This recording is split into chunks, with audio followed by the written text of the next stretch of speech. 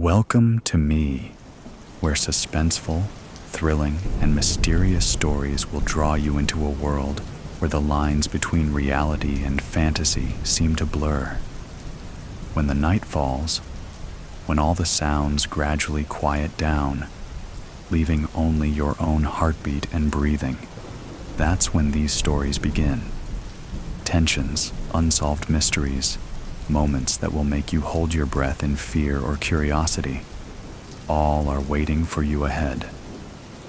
Find a comfortable seat, dim the lights, and let this sound guide you on a journey that is not for the faint of heart. I want each of you to leave a comment sharing where you are in the world. And if you are enjoying the episodes, don't forget to give a like and subscribe to the channel now. Relax. Are you ready? If so, join me in the first story right now. The Road to Nowhere. I yawned and rubbed the sleep away from my eyes. Looking around, the flickering lights of the train windows I had gotten so used to were gone, and all I could see were the dim white lights that lined the aisle of the train car. I glanced around at all the empty seats, confused.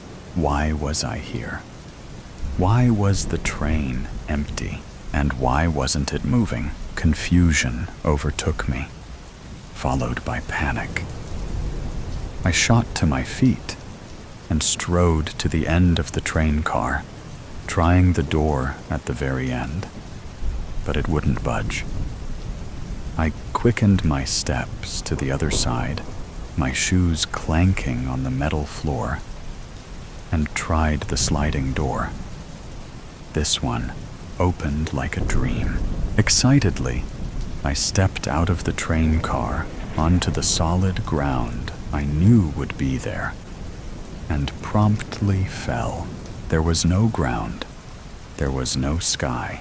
There was just nothingness. My heart dropped into my stomach as I lurched downward, and the only thing that saved me from plummeting into that nothingness was the open backpack on my back, caught on the armrest of one of the chairs still inside. My arms, having felt like they were wrenched from my shoulders, hung there loosely as the straps of my backpack held on to me for dear life. My breath caught in my throat, and my mind raced as I stared out at the blackness before me. How do I get up? I tried to turn to grab the floor of the train car, but a loud tearing of fabric caused me to pause, and my heart thundered in my ears. I waited, my arms refusing to move out of fear. But in one fell swoop, I launched my hands up behind me and hoisted myself back onto the floor of the train car, just as my backpack completely tore open. Panting heavily, back in the safety of the train car, I ripped my backpack off my shoulders and inspected the damage. The top was completely torn, but I didn't care. That stupid backpack saved my life. I threw it back on and stood up, staring out at the blackness before me, holding on to the armrest of a chair just for insurance. There was literally nothing. No one. The silence was so suffocating, I almost wished to hear my heart pounding in my ears again. "Hello?" I called as loud as I could into the void, but there wasn't even an echo, just silence. Suddenly, as if compelled by some outside force, the train car lurched forward. I nearly tumbled into the void again, the only thing that saved me being that armrest I was holding. What was that? Who's doing that? I called, but once again, no answer. The train car chugged along slowly, almost at a snail's pace, but I figured that was better than nothing. I closed the sliding door, sick of my inability to stay firmly in the train, and walked carefully to a seat, plopping down into it. What was I doing before I got on the train? I didn't remember. Who was I? I didn't remember. It felt like I'd been created from air and dropped onto this God-forsaken train, surrounded by this God-forsaken nothing. I took the poor, shredded backpack off my shoulders again and searched through it this time, but all I found were some loose-leaf blank sheets of notebook paper. A student, maybe? If I was stupidly disorganized. I desperately tried to search my brain for any clues related to school. Maybe the name of a school I went to, the names of past teachers, the faces of fellow students and friends. I came up with nothing. No matter how much I tried to scour my memories, one unchangeable fact remained. I was stuck on a train car in the middle of the void, heading to nowhere. All I could do was wait. So that's what I did. I waited, and I waited, and waited. I kept myself occupied with my thoughts as I stared out the window, gazing into the darkness. I don't know how much time passed. I had nothing to gauge my bearings on. No watch, no ticking clock, nothing. The dim lights from the train ceiling flickered for a moment, and then went out with a quiet click. And at the same time, the train came to an abrupt halt. I looked away from the window and shot to my feet, wrenched away from my thoughts, and pressed myself against the train wall. I could barely see anything. The dim lights were the only light source in this never-ending blackness. "Hello?" I called out, but my voice broke in my nervousness. There was a small beep, like something about to be announced over an intercom. And all of a sudden, a digital message began scrolling across the top of the train wall in bright red digital letters. Suddenly, as if compelled by some outside force, the train car lurched forward. The train started moving again, abruptly, the force almost yanking me off my feet, and I steadied myself before looking back at the digital red letters. Who's doing this? Who is it? My frustration and stress exploded into my voice, and I stomped angrily away from the wall to stand in the center of the slow-moving train car, bathed by the weak red light of the letters. The digital message continued scrolling, and the letters would reveal a message that would make me rush towards the seats. The train started moving again abruptly, the force almost yanking me off my feet. I didn't catch the rest, desperate to get to a seat. The train did, in fact, start moving forward again.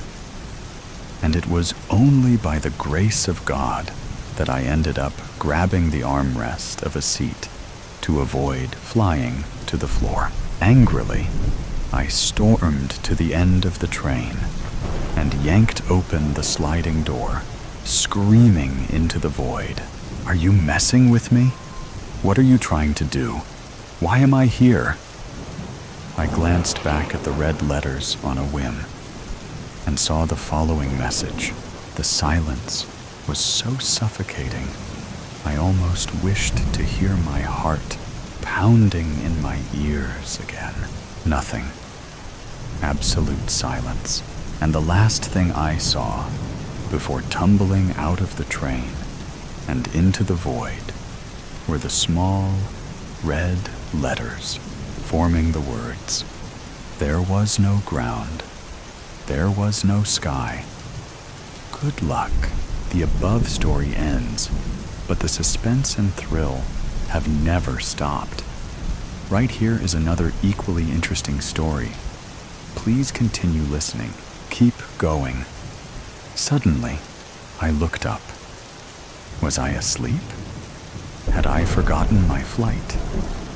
Everyone around me seemed nervous, or so it seemed to me. I immediately reached for my robotic purse. It's always a good thing to carry on such a journey. Its fingerprint scanner still worked. I looked across the way at the panini shop, at which point there was a thunderous roar in my belly. Suddenly, the sound of a plane landing. "Attention customers, flight boo, boo, boo to San Francisco, now boarding." Aha, I've caught you. I immediately grabbed at anything I could.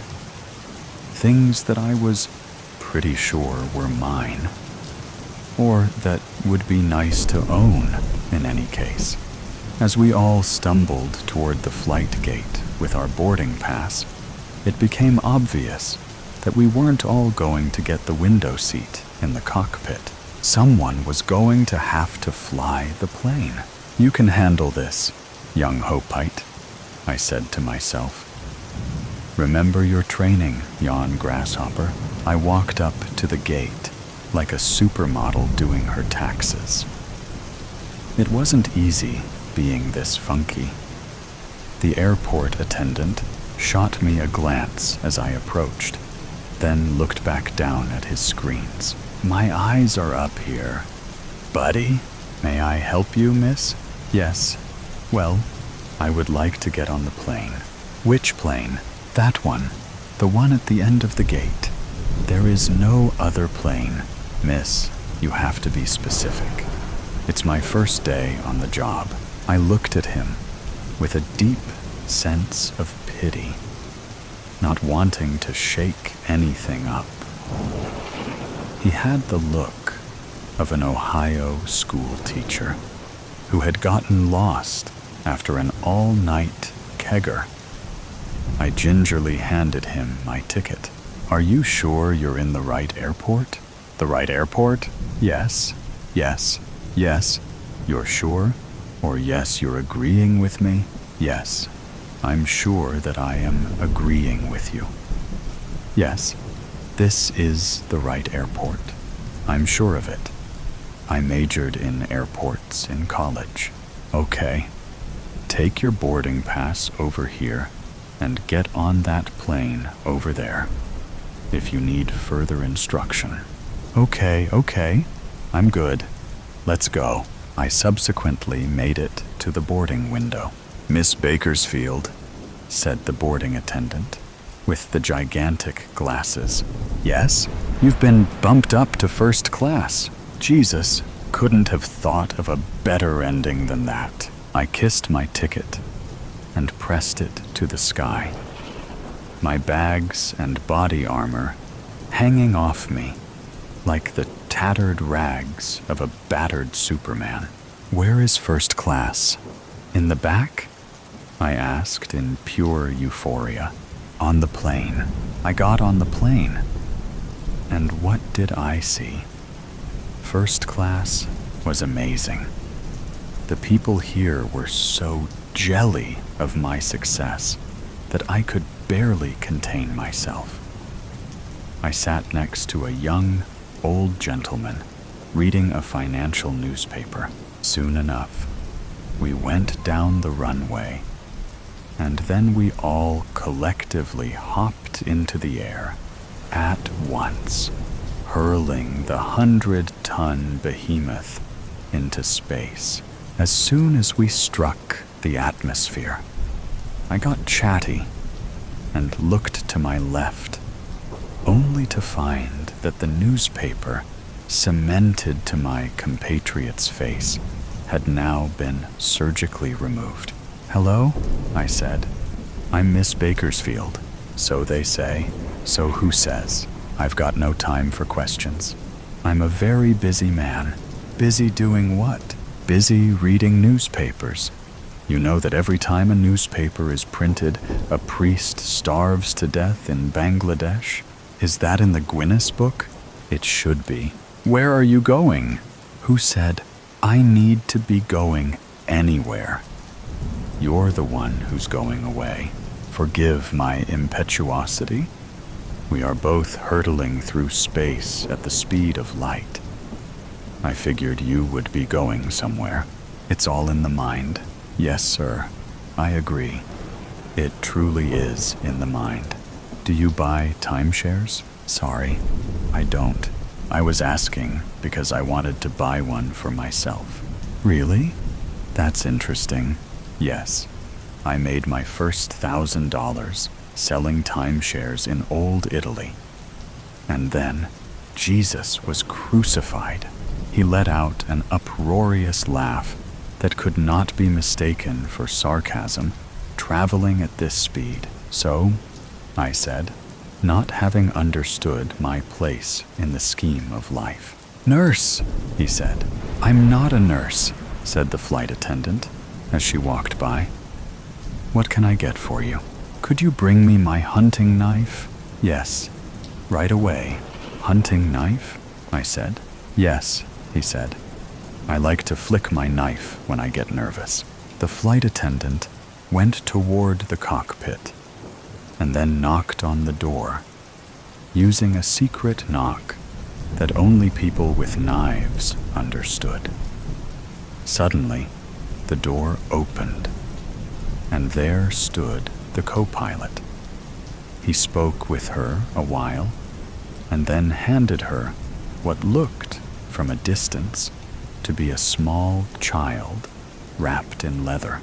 As she dragged it back to where we were, I almost expected it to start singing its ABCs, until she walked over to me, lugged it over my lap, and handed it to the man who never went anywhere. He sat there with the small, sharp, metallic toddler in his hand, flicking the edge of the blade. Each flicking was a bullet to my eardrum, but I didn't say anything. I just looked at him. Thank God my purse was robotic. Or was it really? The man who never went anywhere flicked his blade a few more times. "Have you ever bought a hotel?" "I'm allergic." "I didn't say that. I said, did you ever buy a hotel?" "Well, I am in first class." Now that's a classy response. I like you.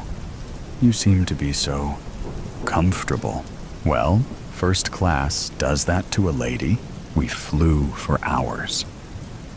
The man who went nowhere continually flicked his blade, while I tried to figure out the lock on my robotic purse. As we flew, the sunlight of 1,000 dances went through the cockpit. We were free. Let's continue with the next, no less thrilling stories. Nowhere to be found. "Timothy, sit down and shut up. Don't make me tell you again." "But Dad, I want to see how far I can jump." "Sit down." "But Dad." "Not here. Not now. Don't do this to me, Tim." The father exhales sharply, pressing 2 fingers to his temple. 3 hours. That's all he's asking for. 3 quiet, uneventful hours from Perth to Adelaide. No screaming kids, no feet kicking his chair, no running up and down the aisles. More specifically, could the one causing havoc please not be his own? Timothy crosses his arms, sulking. Flying is boring. Why couldn't they go somewhere fun, like Hollywood or Africa? Why did it always have to be Adelaide? Grandma would pinch his cheeks, and Dad would sit around drinking port with Grandpa.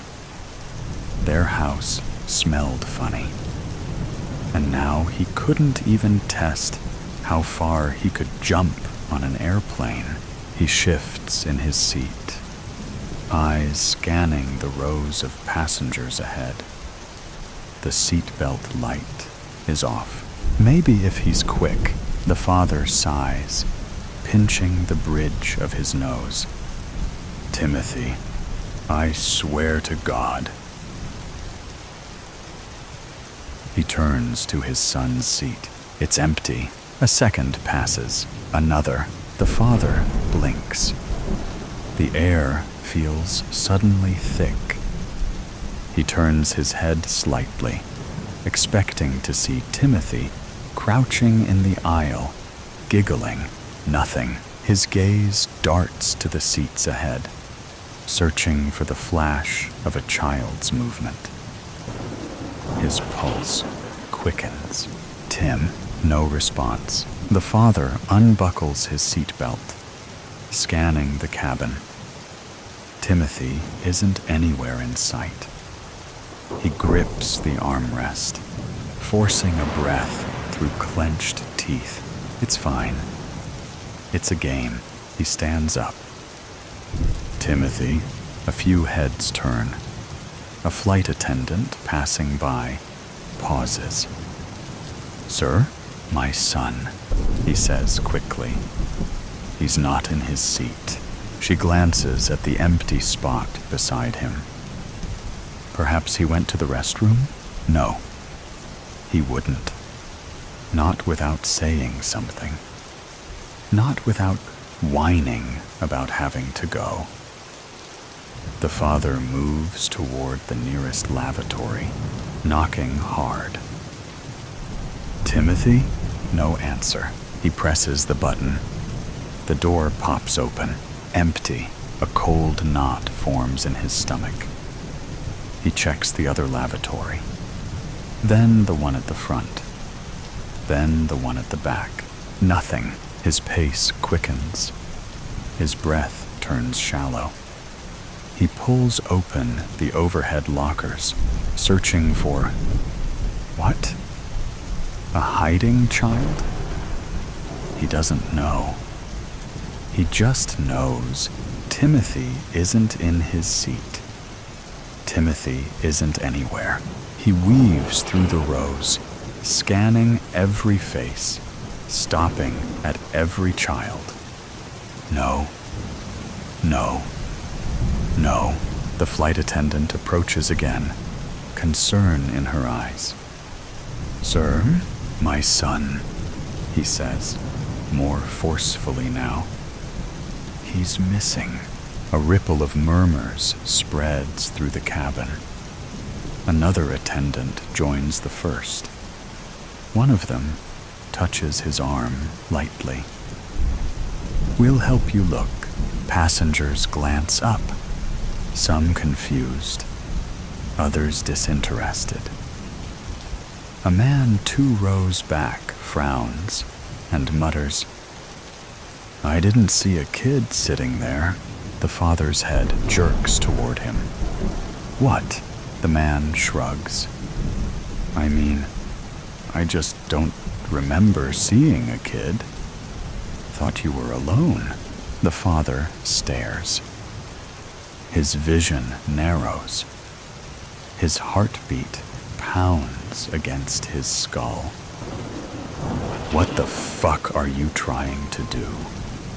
Did you have something to do with this? The man drops his head, regretting getting himself involved. Sir, one of the attendants says, please stay calm. Let's retrace everything. Your son was in his seat after takeoff? Yes. And when did you last see him? Just now. Seconds ago. His voice is shaking. He doesn't care. I was talking to him. I turned away for 1 second, and he swallows. He's gone. More passengers are watching now. Some look concerned. Some exchange glances. The father scans every face, searching for suspicion, guilt, anything. His breathing grows uneven. This isn't happening. Someone took him. Someone on this plane has his son. The attendants begin a quiet, methodical search. One asks passengers if they've seen a small boy. Most shake their heads. Some barely look up from their screens. The father doesn't wait. He moves faster, yanking back curtains, peering into crew areas, shoving open every unlocked door. The attendants murmur into radios. The plane feels smaller now, tighter. He searches again. And again. Every seat, every row, every corner, nothing. His hands shake. His face is burning. He moves up the aisle, scanning the faces again. Who took him?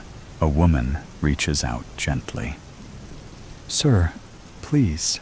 Timothy, the father shouts, voice cracking. Heads snap toward him. Timothy, answer me.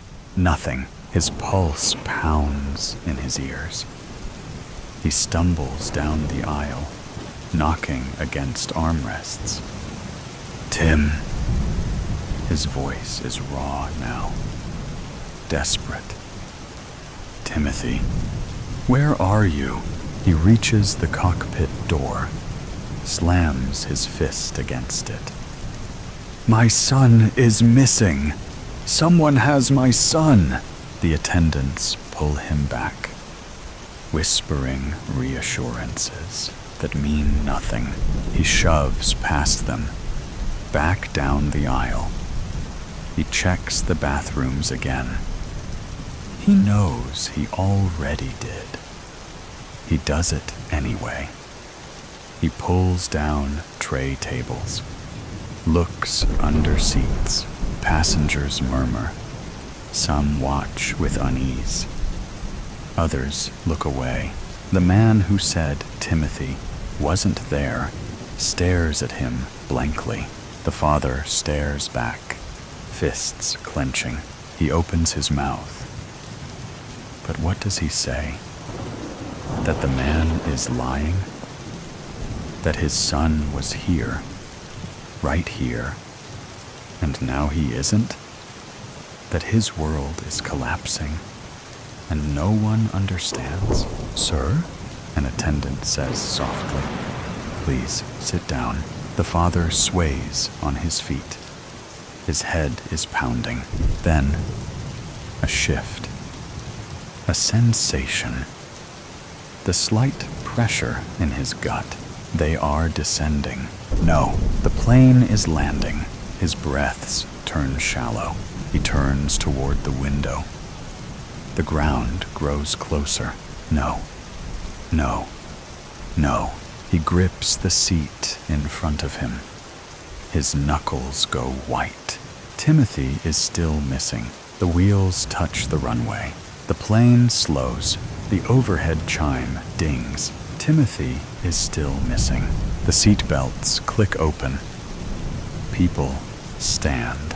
Timothy is still missing. The doors open. Light floods in. Timothy is still missing. The other passengers are standing now. The overhead lockers are popping open. Timothy is still missing. They have their bags and pushing past him. Exiting the plane, Timothy is still missing. He is the last one now. Sir, we need you to please exit the aircraft. The authorities have been alerted and are waiting to assist you in the terminal. Timothy is still missing. Where is my son? And the next story will be told right away. Please listen carefully. The quiet before. I bent low over the painting, the tip of my brush dotting at the corner of the landscape. It was just a tree, after all. But the spot of varnish that had welled up and discolored over the years needed to be removed. When the acetone leached into the surface, it peeled back, and my heart clenched. As the varnish removed a layer of paint, it revealed a subtle, dark patch of pigment beneath its surface. I sat back, a chill running through me. Underpainting. Maybe a hidden painting? I held my breath and stripped off my rubber gloves as I leaned back from the canvas. The visible image was a simple landscape, rolling hills and a few meandering roads, the colors muted by age and dust. The sky was a washed-out blue, and the trees on the horizon seemed too far off to be of much importance. It was nothing special, but that was never the point. What mattered now was finding out what lay beneath. I put on fresh gloves and lifted the painting with care.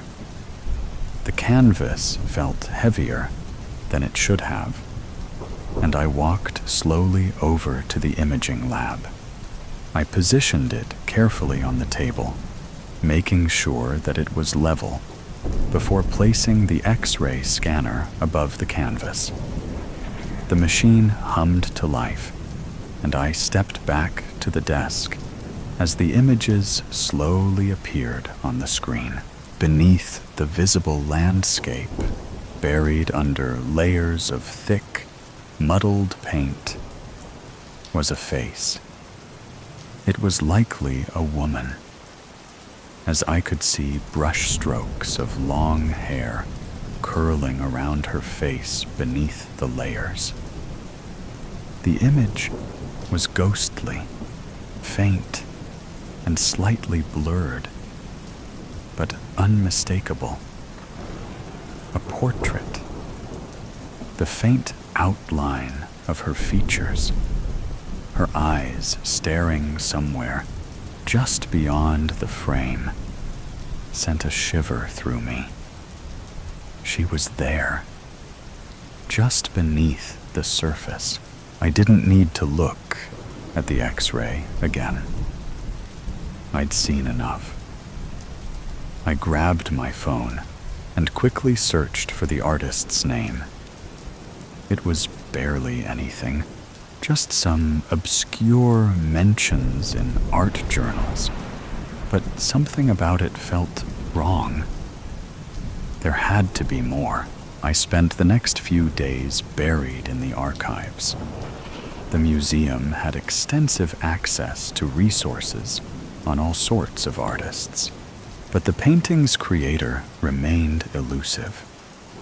There was nothing concrete about him, just scraps of details on a man who seemed as obscure in life as he was in death.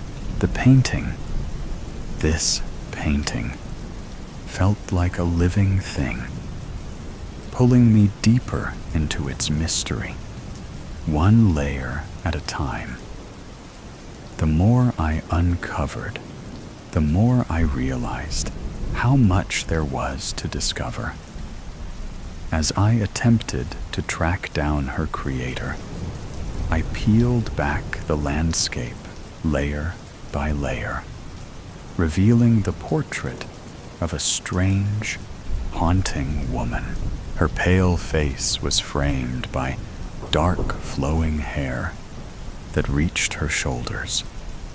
Her gaze was distinct, distant, yet her features soft, as though she's looking at something or someone beyond my reach. There was a haunting grace, a quiet calm to her, but an unsettling depth in her eyes.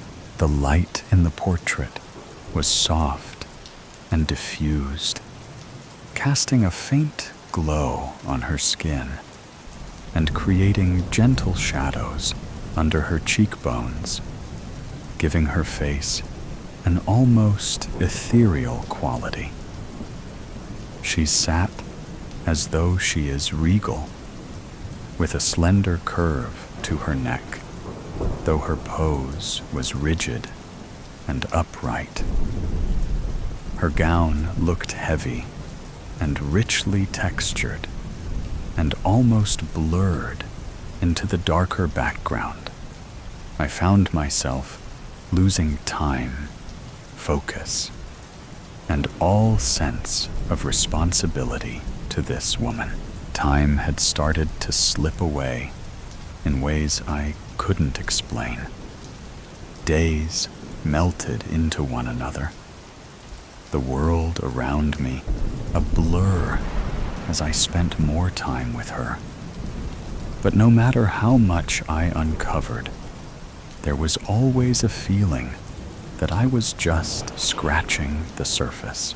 I pulled the stack of archived files towards me and sighed, taking another sip of the peach energy drink I'd come to rely on during these long stints of hunting down the elusive painter of the hidden woman. I'd discovered his name was Luigi Diovina. But beyond that, there were mere snippets of his life. An article about his madness toward the end of his life, and a lost last painting commissioned for a baroness. That article had sent a shiver up my spine. Could this be that painting? If so, I'd found a hidden treasure, but the baroness remained unnamed, leaving me with no way to verify who she was. I leaned back in the chair, my eyes falling once more on the image of the woman. I hadn't been able to stop thinking about her. I wasn't the only one noticing the strain. Clara, Jenna, a senior restorer, pulled me aside. You've got to get back to the other works. The other paintings are falling behind. Victor has been asking about the St. Catherine piece. The museum's losing patience. I nodded, though I couldn't shake my growing unease. I'll catch up, I murmured, but even I didn't believe it. I couldn't focus on anything else. The painting, the Baroness had started to call her, had started to become the only thing I could focus on. Even when I tried, I found myself returning to the painting, as if it were calling to me. The woman's eyes seemed to follow me wherever I went. The deeper I investigated her, the more she began to consume my thoughts, my every waking moment. The article had come from a dusty file in the back of the local library, one that had been buried on microfiche and stuffed away in a back room somewhere. I'd had to bribe the front desk worker with a box of donuts and a large coffee, so she'd dig it out for me. But once I'd scrolled through 3 years' worth of articles, on local auctions. I finally struck pay dirt. Haunted painting sells at auction. Deadly Baroness's portrait said to haunt Diavina's last known work. The headline read, giving much more detail than any other piece ever had. Though the Baroness was still unnamed, the full article mentioned the painter's dying days. Diavina's obsession with his final portrait left him a shadow of the man he once was. Those who knew him said he would often stand in front of the canvas, seemingly lost to time, as though the woman's eyes spoke to him. In his last weeks, it was rumored he painted over the face of the woman. This had to be the painting, but how had it ended up in our archives? Why had he painted over her face?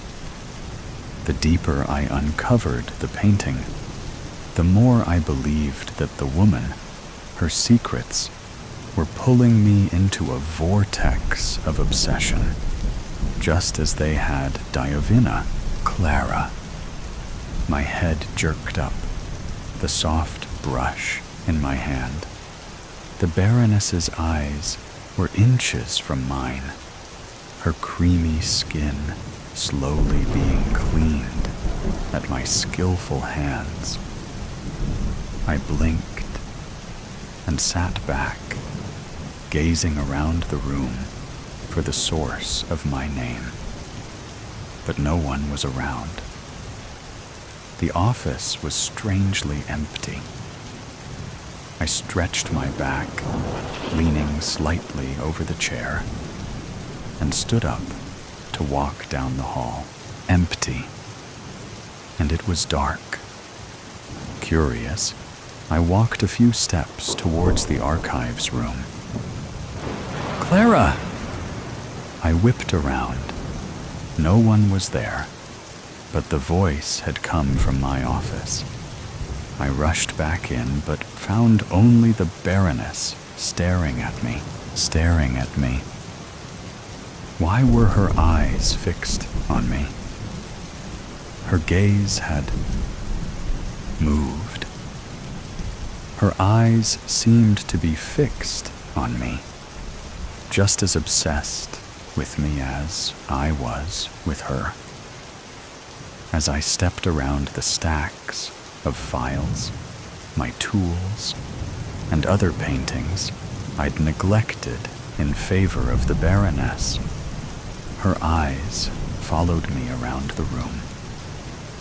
I slowly sat down on the stool I'd left in front of her, sitting eye to eye with her. It was only us in the room, no one else. The next day, I gazed around Vincent's office as he sat in front of me.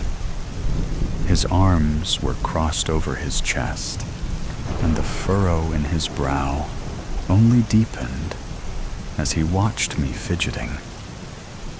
Clara, he said, catching my attention. I glanced up quickly, my eyes locking on his face. I understand that you're passionate about the restoration, but we're running a museum, not a one-woman project. You've been neglecting the other pieces for weeks now. You know how important the St. Catherine piece is. If it isn't ready by the next exhibition, I'll get to it, I said, cutting him off. I blinked rapidly. The St. Catherine piece was complex, but it was just a cleaning job, and since I didn't need to paint anything, I'd be able to finish it quickly.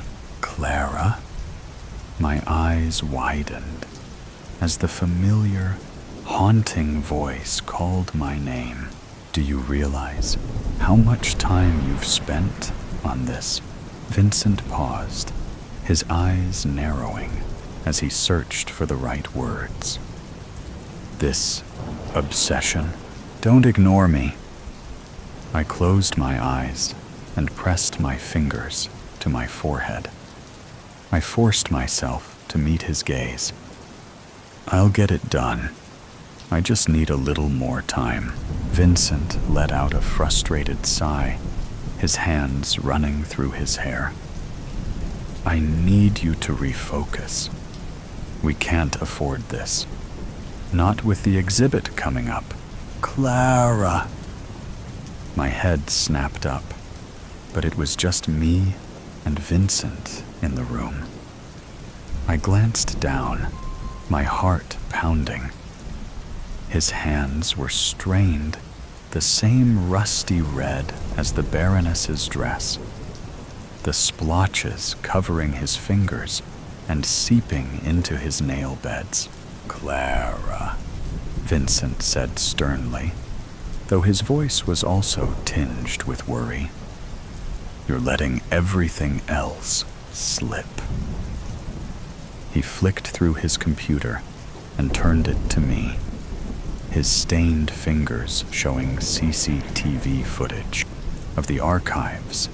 And, is that me? I asked, gazing at the screen. Yes. You stood there for an hour like that, Clara. And this is at...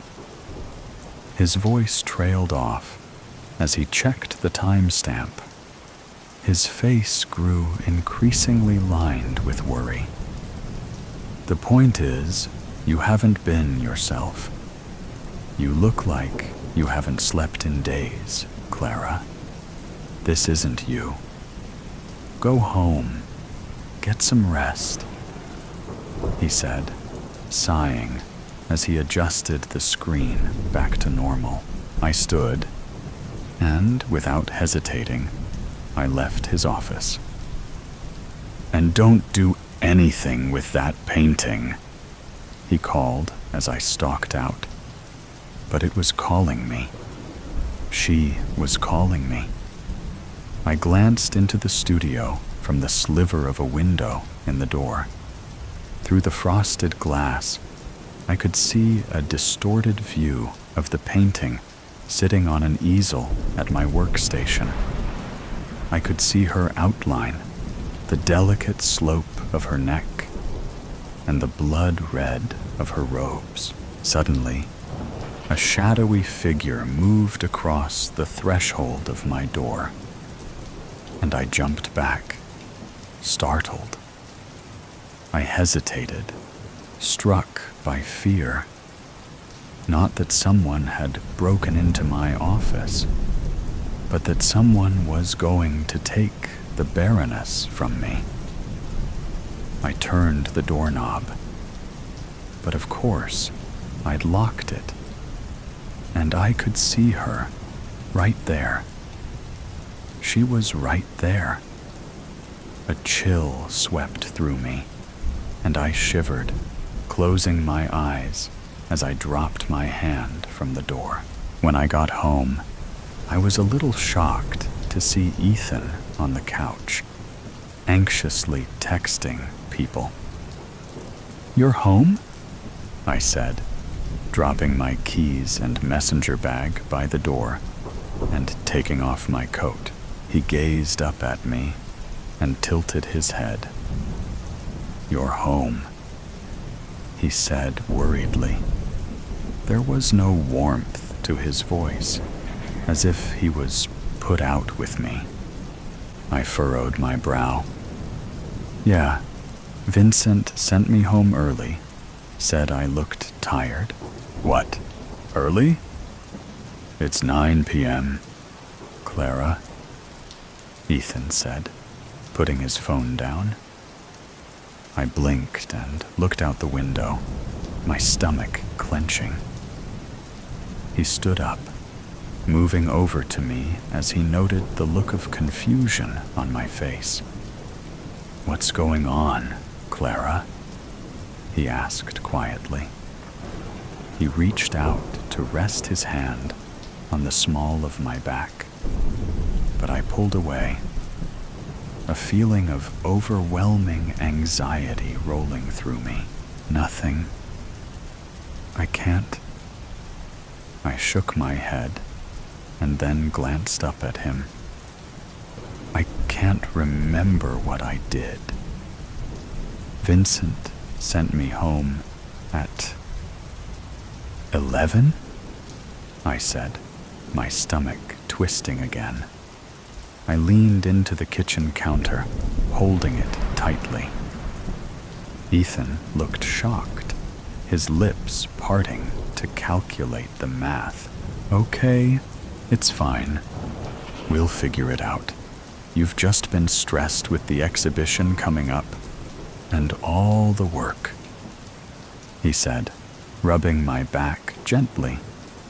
I shook my head, reaching for my bag and rifling through it. My fingers crossed over something cold and metallic. I furrowed my brow and pulled out the ring of archive keys. It jingled in my hand, and I closed my eyes, shaking my head. Why do you... Ethan began, but I cut him off. I must have just shoved them in my bag. It's fine, I said, taking a deep breath.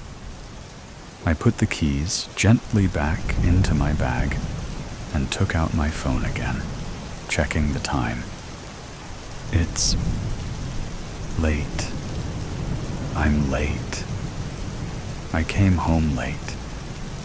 I'm just tired, I said slowly, rationalizing things to myself. Okay, do you want to just call it a night? Get some rest? Maybe a shower? Ethan asked. I saw his nose crinkle from the corner of my eye. Did I stink? My jaw twitched as I bit my cheek. Yeah? I nodded, but couldn't help the feeling that Diavina's barrenness had something to do with the loss of time. I closed my eyes, and Ethan brushed my hair back from my face. Okay, I said, pulling away from him. He looked sad, but didn't move towards me as I stalked off to our bedroom, my phone held loosely in my fist. I stepped into the hallway leading to our bedroom, the light from the kitchen spilling across the dark-toned wood behind me. As I stepped towards the darkened bedroom, I felt a drift, and my head felt heavy. I stopped at the doorway and lifted my head. My fingers paused on the light switch. The room glowed with the dull orange light from the street lamp that streamed through the curtains. It made for an eerie sort of atmosphere. But that's not why I paused. My eyes were locked on the full-length mirror across the room from me. Its glassy surface should reflect only the bed, maybe the edge of my body, not the full shadow that stood ominously facing me. I blinked, frozen in place as I stared at the shadow. It almost pulsated, its shoulders hunched. It wasn't exactly shapeless, but it didn't have any defining features. Still, it felt familiar in a way it shouldn't have been.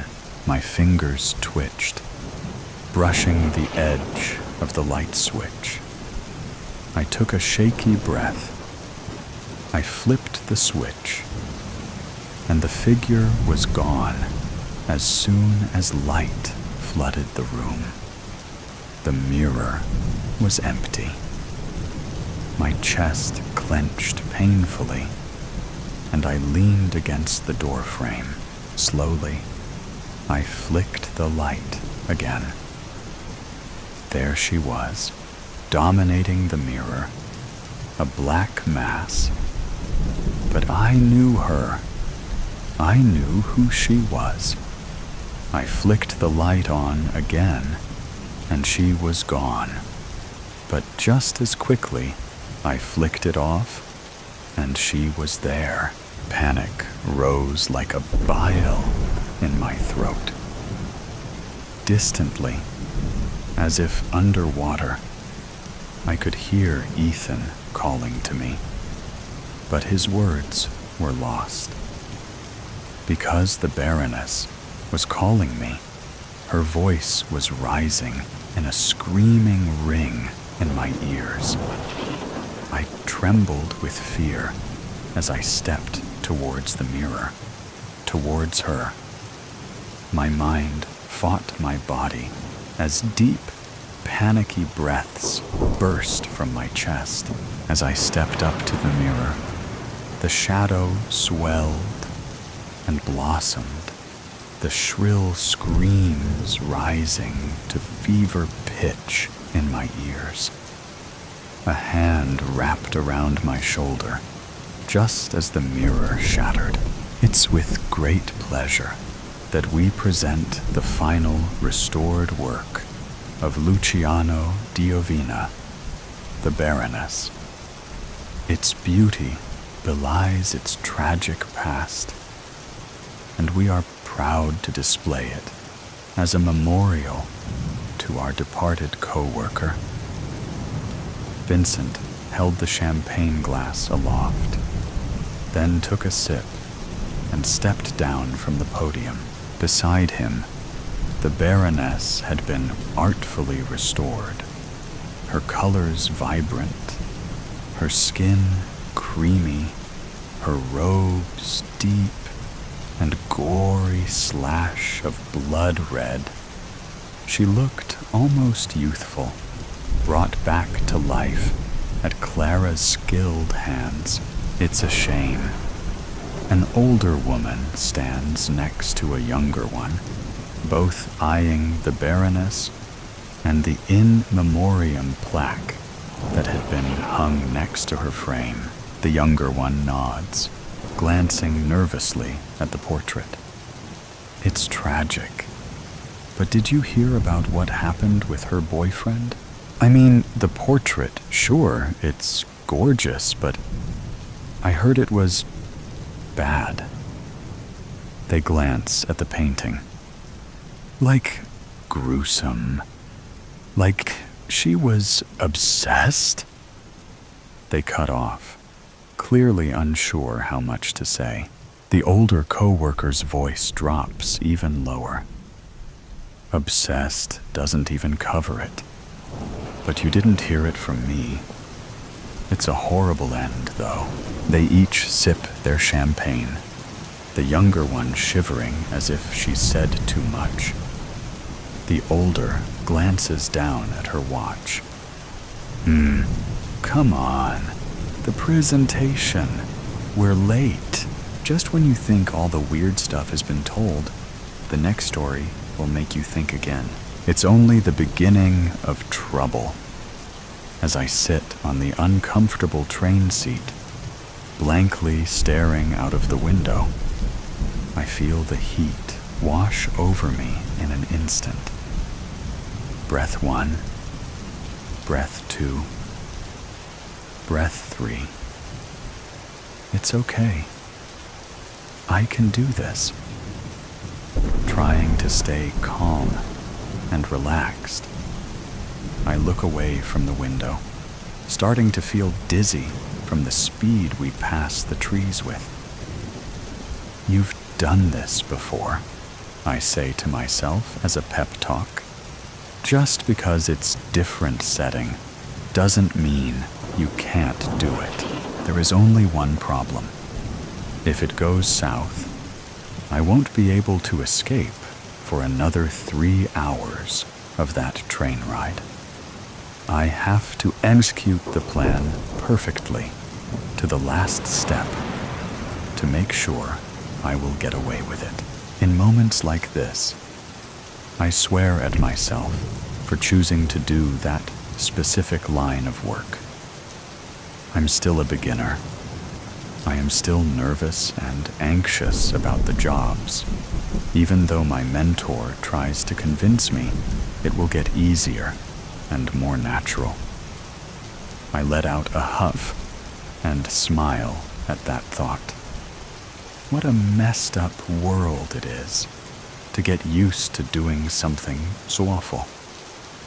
I personally don't have a choice.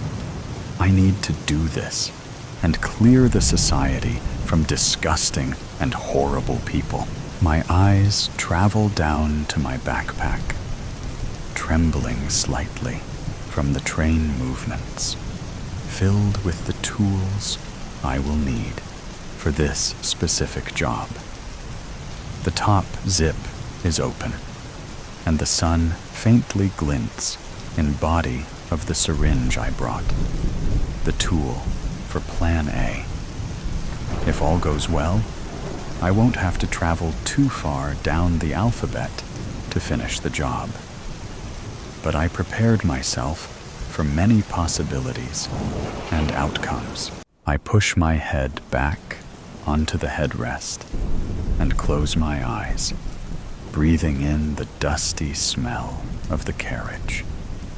A quiet conversation of the couple 2 rows ahead of me reaches my ears, and I focus on their words to calm my nerves. It's hard to tell what the topic of their exchange is. All I can make out from it are words like secret, promise, disaster, and truth. The nosy part of me wants to move closer and listen in, but the rational part of me rejects the idea, bringing my focus back to my assignment. I should not distract myself with anything until the job is done and I can get off the train. My phone buzzes in my pocket, and I take it out to see my mentor's name on the screen. Yes, I answer quietly, looking around for any other passengers that could be in the earshot. What's the update? His low and raspy voice sounds in my ear, and a shiver travels down my spine. I will approach the target in 8 minutes, I reply, and saying it out loud must activate some more anxiety in me, because my leg starts bouncing and fingers start fidgeting with the seam of my jeans. Keep me in the loop, he says, and hangs up. I take one last deep breath and stand up, grabbing my backpack and closing the zip. Here we go. Slowly, I make my way towards the front carriage. The first class one I don't have a ticket for. You have to be confident when walking past, but not too confident. It brings attention. Easy. I enter the carriage and quickly scan the faces I can see for my target. I notice him at the table the furthest away from me, so deeply interested in whatever he is typing on the laptop that I can sense it will be easy to execute my plan A. He has got gray hair with some black streaks still running through. The suit he is wearing looks expensive, perfectly tailored to his broad shoulders, but slim figure. He has got a clean shave, but the eyebrows he is furrowing are thick and badly unshaped. Luckily, he looks exactly like the picture I was given. The fact that he has a laptop on the table and a drink next to it is a slight inconvenience. I wouldn't want to damage his laptop in the first part of the process, as he may not be as forgiving for me to move to the second stage of the plan. My movements have to be even more careful now. I cannot afford to make a mistake here. I shuffle my backpack and tilt it to the right side, which is where the tables are. As I slowly make my way towards the end of the carriage, I intensely calculate the angle I have to use to not cause too much trouble. My target's laptop is by the window side of the table, as is he, still furiously typing on the keyboard. His wine glass is placed to his right, almost at the edge of the table, which means my best move is to knock it away from him and his laptop. I swallow hard, take another deep breath, and head to the door that lead to the next carriage. As I am about to open it, I turn to my right and push his glass off the table. Oh my goodness, I am so incredibly sorry, sir, I say nervously, trying to keep my voice slightly higher pitched than my natural one, and I take some tissues out of the side pocket of my backpack. He swears and closes his laptop. How the hell can you be so clumsy? He's angry. I can hear it in his voice. It must have been a nice glass of wine. But then he looks at me, the low cleavage of my blouse, the long and wavy brown hair barely covering anything, and he smiles. The frustration from his face is gone. Sir, please, I will buy you a new drink, I promise. I mumble, still pretending to be stressed over this situation. Ah, darling, please don't worry. It's just a liquid. When I'm done wiping off the seat opposite him, I throw the tissues in the bin and head for the bar, leaving my backpack innocently on the seat by the window. As I walk away, I make sure to swing my hips with the movement to attract more of his attention. With the wine replacement in my hand, I walk back to the table and smile innocently at my target. He smiles back at me, probably thinking he got lucky I came across him. I know what he does when no one is looking, to what atrocities he lowers himself when he is not pretending to be a highly respected businessman. And I also know that my silly outfit and clumsiness made him incredibly happy. Wipe this smile off your face, you monster. You have no idea what's coming. I sit on the bench I just wiped off and push my backpack under the table, right by my legs. My name is Cassie, I say, and gently bat my eyelashes at him. I hope I didn't spill any wine on your gorgeous suit or very expensive-looking laptop. I chuckle nervously, waiting for his reaction.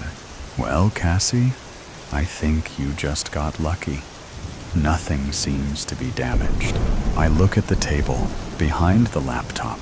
Actually, there may be a little left here. Please, let me...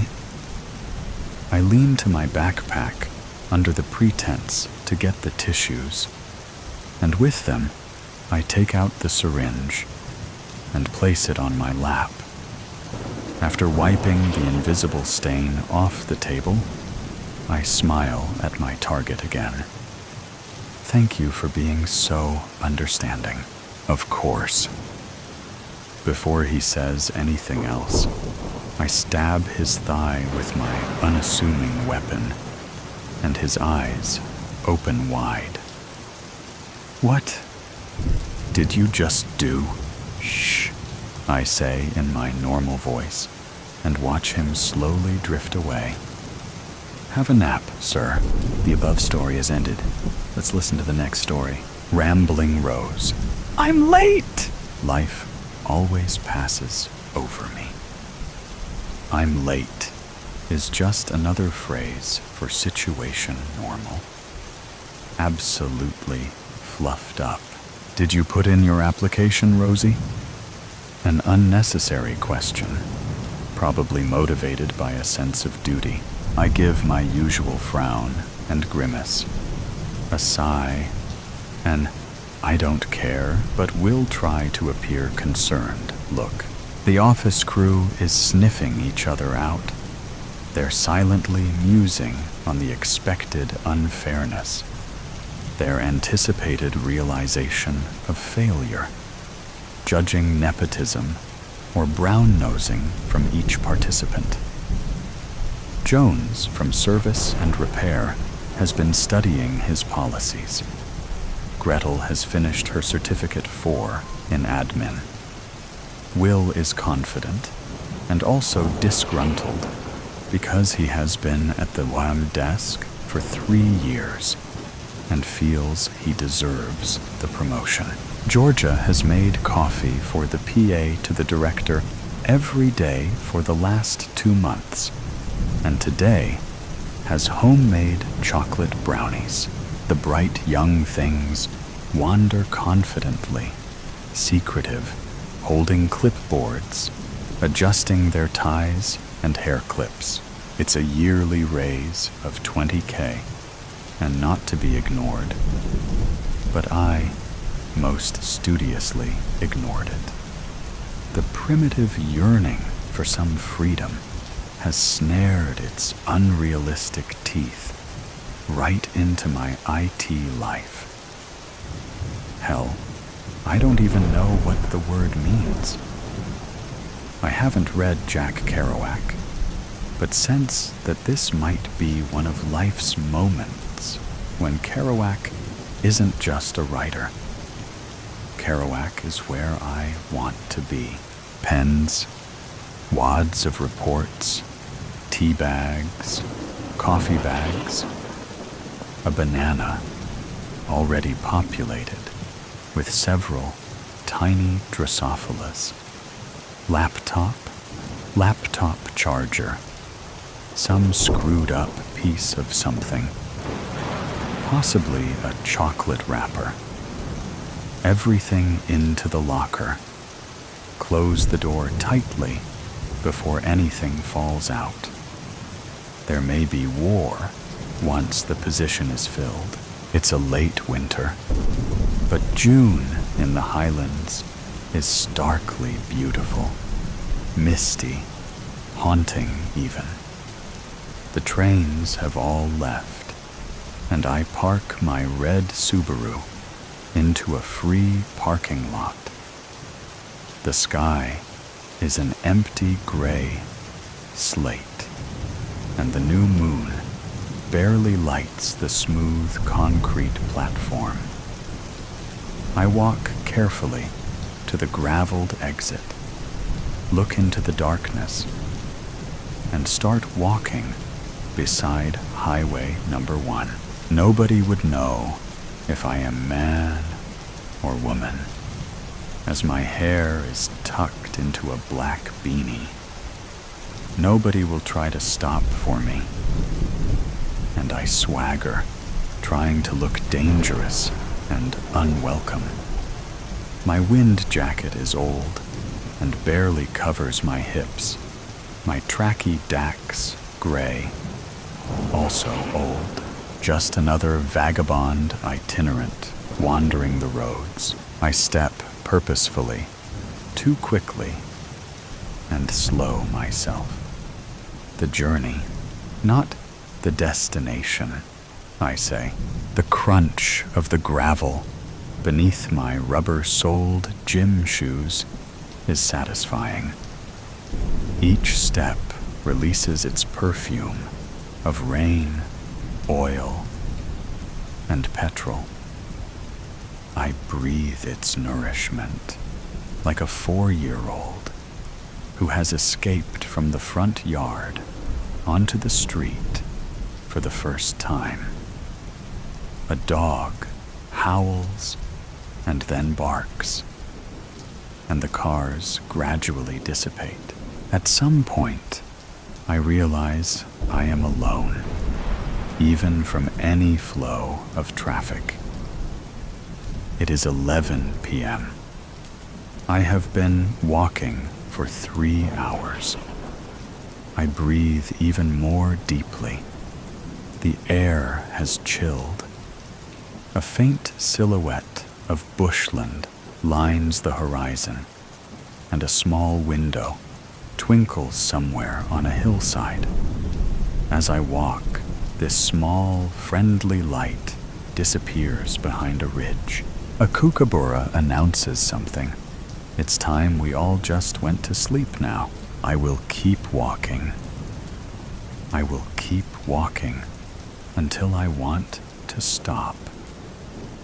More hours pass by as I contemplate the stiffness in my calves, the ache in my arches, and the spots where my jacket does not cover my legs properly. The sky has started to reveal stars, hundreds of different sized lights, satellites drifting through them. Betelgeuse and Sirius, Pleiades, Orion's belt, familiar sky landmarks that are warm to the touch. Homey reminders that I am not completely out of my mind. Excitement suddenly makes me look up and revel in the starry expanse. Some loose barbed wire behind a ditch at the side of the road looks promising, and I duck through it. I am starting to feel tired. An irrigation ditch with straight sides has been carved into the bare landscape, its straight sides starkly incongruent with the rocky outcrops and overgrazed land. A breeze has started up, and snow must have fallen in the mountains as the wind is cold. I lie carefully in the ditch, careful not to wet my shoes, marveling at the convenience of a raised bed, however hard. Staring into the skies, I think, this is where I should have an epiphany. But what will it be? I am a traveler, a nomad, a gypsy on the road. This is where enlightenment and realization comes from. The cold is biting deep, and I cover spots alternatively when the pain gets too much. First my knees, then my torso, but never everything all at once. Looking imploringly into the stars, I let all sense of self leave me, my mind floating into that vast canopy. The cold makes me feel a bit sorry for myself, and I feel not just alone, but lonely. I think I slept, my icy dreams interspersed with awkward rearranging of the useless wind jacket. The romance of my zero-gravity bed, just a cold, hard slant with pointy pebbles pressing into my back and hips, a crackle of nearby dried grass, the swoosh of saltbush being brushed past, a movement so close that I lose my breath in terror. I jolted awake. Was this near where those hitchhikers had disappeared? What if there was a man with a hatchet studying me, waiting for me. A gun, an intent to harm me. My heart was in my ears, and I breathed noiselessly, trying to stop breathing so fast. I sink into the hard clay. Just another boulder. Nobody here. After a half hour of immobile silence, it seemed that the killer would have moved by now. But I slowly lifted my chin to survey what was behind me, above the ditch, expecting any moment my life could be taken from me. A snort in my ear, and a scuffle from all around where my head lay. A dozen sheep were startled from where they had been staring at me. They stood back, gazing at the intruder, and slowly backed off.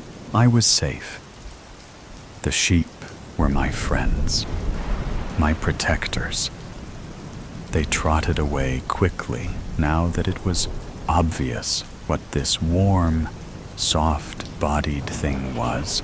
I stayed the next 2 days in a rented room, happily proud of the adventure. I even called Jones and congratulated him on his new interest in company policy. Surely this point will be noted by management as a sign he is a contender in the offing. We agreed that it was a done deal. Georgia's coffee making was obsequiously good, and she was probably sleeping with the director anyway. I comforted Gretel and said she was far prettier than Georgia and had ethics, which Georgia patently did not. I put my hand on Will's shoulder and smiled. He'd get there soon, and was deserving. I might even explain my journey to Jones one day, but thought the better of it. I don't think he would understand. I barely could make sense of it myself. The seeds of dominion. 1. I always knew the world was constructed on lies. Not minor falsehoods or innocent misunderstandings, but carefully cultivated fabrications designed to shape reality. From my earliest memories, even before my parents disappeared, I sensed that truth was not something freely given. It was deliberately hidden, erased, and rewritten. My parents were among the first to resist. They stood against the dominion when resistance still felt possible, believing knowledge was a right worth risking everything to protect. They vanished when I was 6, quietly removed by the regime, their identities reduced to whispers and fading memories. Ronan and Elise Marek, old friends of my parents and former resistance fighters themselves, took me in. They taught me how to navigate the unseen currents beneath the surface, how to decode the hidden language of control, the dominion embedded in every broadcast and headline. They showed me the creeping corporate feudalism that had slowly replaced democracy as powerful corporations silently took ownership of entire districts, deciding who prospered and who disappeared. By 16, I was adept at uncovering secrets. I immersed myself in encrypted data streams and forgotten archives. Ronan and Elise warned me. Knowing too much was dangerous, but ignorance was deadly. The Dominion thrived because people feared the truth. They accepted convenience over freedom. My decision to become a journalist was calculated. It allowed me to move unnoticed, to gather information without drawing suspicion. Yet, deep down, I knew this was more than a career. It was a weapon against tyranny. Truth was powerful, but proof was lethal, too. You ever feel like you're chasing ghosts, Joran? I glanced up from my tablet, where Dominion data feeds ran endlessly, searching for cracks in their carefully constructed narratives. Devin Rains, my closest friend since our academy days, watched me from across the cafe table, worry shadowing his face. We chase ghosts because they're the only thing the Dominion fears, I replied evenly. Devin's discomfort was palpable, a subtle anxiety coloring every gesture. Recently, he'd changed. He'd grown cautious, hesitant. The war's been over for years, Devin said softly. Maybe they won because no one noticed until it was too late. Now, all we're doing is marking ourselves as targets. His words unsettled me, not for their truth, but because they were spoken from fear. Devin's courage had once matched mine, his idealism unwavering. Something had shifted. What's changed, Devin? I leaned forward, lowering my voice instinctively. Surveillance was everywhere, hidden in plain sight. He hesitated, eyes flicking nervously to the security camera mounted near the ceiling. There's a new list, he whispered. It's not for criminals or dissidents. It's for people who question too much. It's called the Inquiry List. I understood immediately. A blacklist was straightforward. Immediate punishment or exile. The Inquiry List was something darker, insidious. It marked you for isolation, slow erosion, and eventual disappearance. You're on it, I stated flatly, watching him closely. He nodded slowly. We both are. A silent understanding passed between us. Devin was frightened, and fear made people dangerous. Still, I wasn't about to stop. Not now, when the stakes had finally become clear. 3. Devin disappeared within days. His presence simply ceased. No messages, no records, no traces. Just silence. I pursued answers with relentless determination, hacking into secured archives, whispering in underground circles, piecing together fragments of his fate. Each revelation deepened my dread. The Dominion Protocol wasn't coming. It had arrived. Our world was now governed by rigid conformity, loyalty, measured in unquestioning obedience. Citizens weren't people. They were assets, evaluated for their utility, discarded when inconvenient.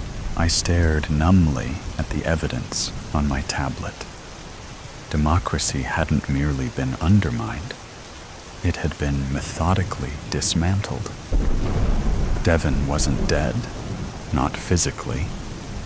He had been absorbed, transformed into something compliant and controlled. 4. I knew when they would come. Patterns were easy to spot if you paid attention. Increased drone patrols, subtle shifts in daily broadcasts, neighbors becoming suddenly distant. It was all carefully staged. When the knock finally came, I was already on the move. Out through the fire escape, down silent alleyways, navigating shadows with practiced ease. My heart pounded, but my breathing remained steady. Panic was a luxury I couldn't afford. The train station loomed ahead, my gateway to the industrial underground. Passengers waited silently, their faces blank, eyes fixed firmly forward. I slipped onto the platform just as Dominion enforcers emerged, their armored presence imposing and inevitable. Joran Vale, the voice sent a chill down my spine. Not the enforcer's voice, but Devon's. I turned slowly, dread twisting inside me. Devon stood among them, dressed in Dominion black, his eyes hollow and distant. I recognized the vacancy instantly. The Dominion had taken not only his freedom, but his spirit. "Come quietly," he intoned, emotionless. "You gave in," I accused bitterly. "They made you afraid, and you surrendered." "I adapted," he replied mechanically. "No," I said sharply. "Adaptation isn't compliance." His gaze faltered, something brief and vulnerable flickering behind those empty eyes. Devon reached toward me, an automated reflex of the Dominion's control. The train doors hissed open beside me, a brief window of opportunity. Devon lunged, grabbing my shoulder. Instinct took over. I drove my elbow hard into his ribs, feeling him recoil sharply, gasping for breath. His grip loosened, and I wrenched free, leaping onto the train just as the doors snapped shut behind me. Through the window, Devon stared helplessly, now a shadow fading into the distance.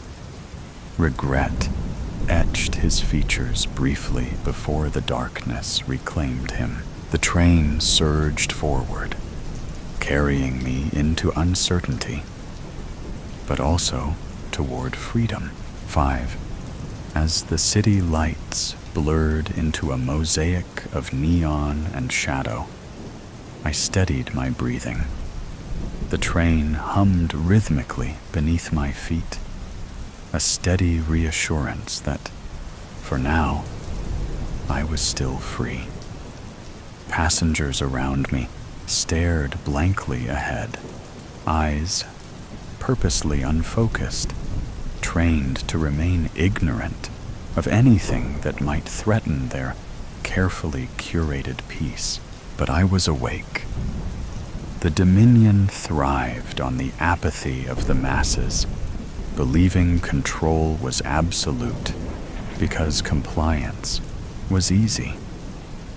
Yet beneath that facade lay a deep-seated fear of truth, a fragile illusion ready to shatter. I had lost Devon, just as I'd lost my parents. Each loss carved itself into my being. Painful reminders that truth always came at a cost. But their sacrifices were not in vain. They'd ignited a flame in me, nurtured by Ronan and Elise. A flame of resistance, a commitment to remember, to speak, and to expose the lies. The Dominion underestimated the strength of those who remembered, those who chose truth over comfort. They believed themselves untouchable, their rule eternal. But power built upon lies was fundamentally unstable, vulnerable to those willing to risk everything for the truth. As the train raced deeper into the industrial outskirts, darkness settled around me, punctuated only by flickering lights and distant shadows.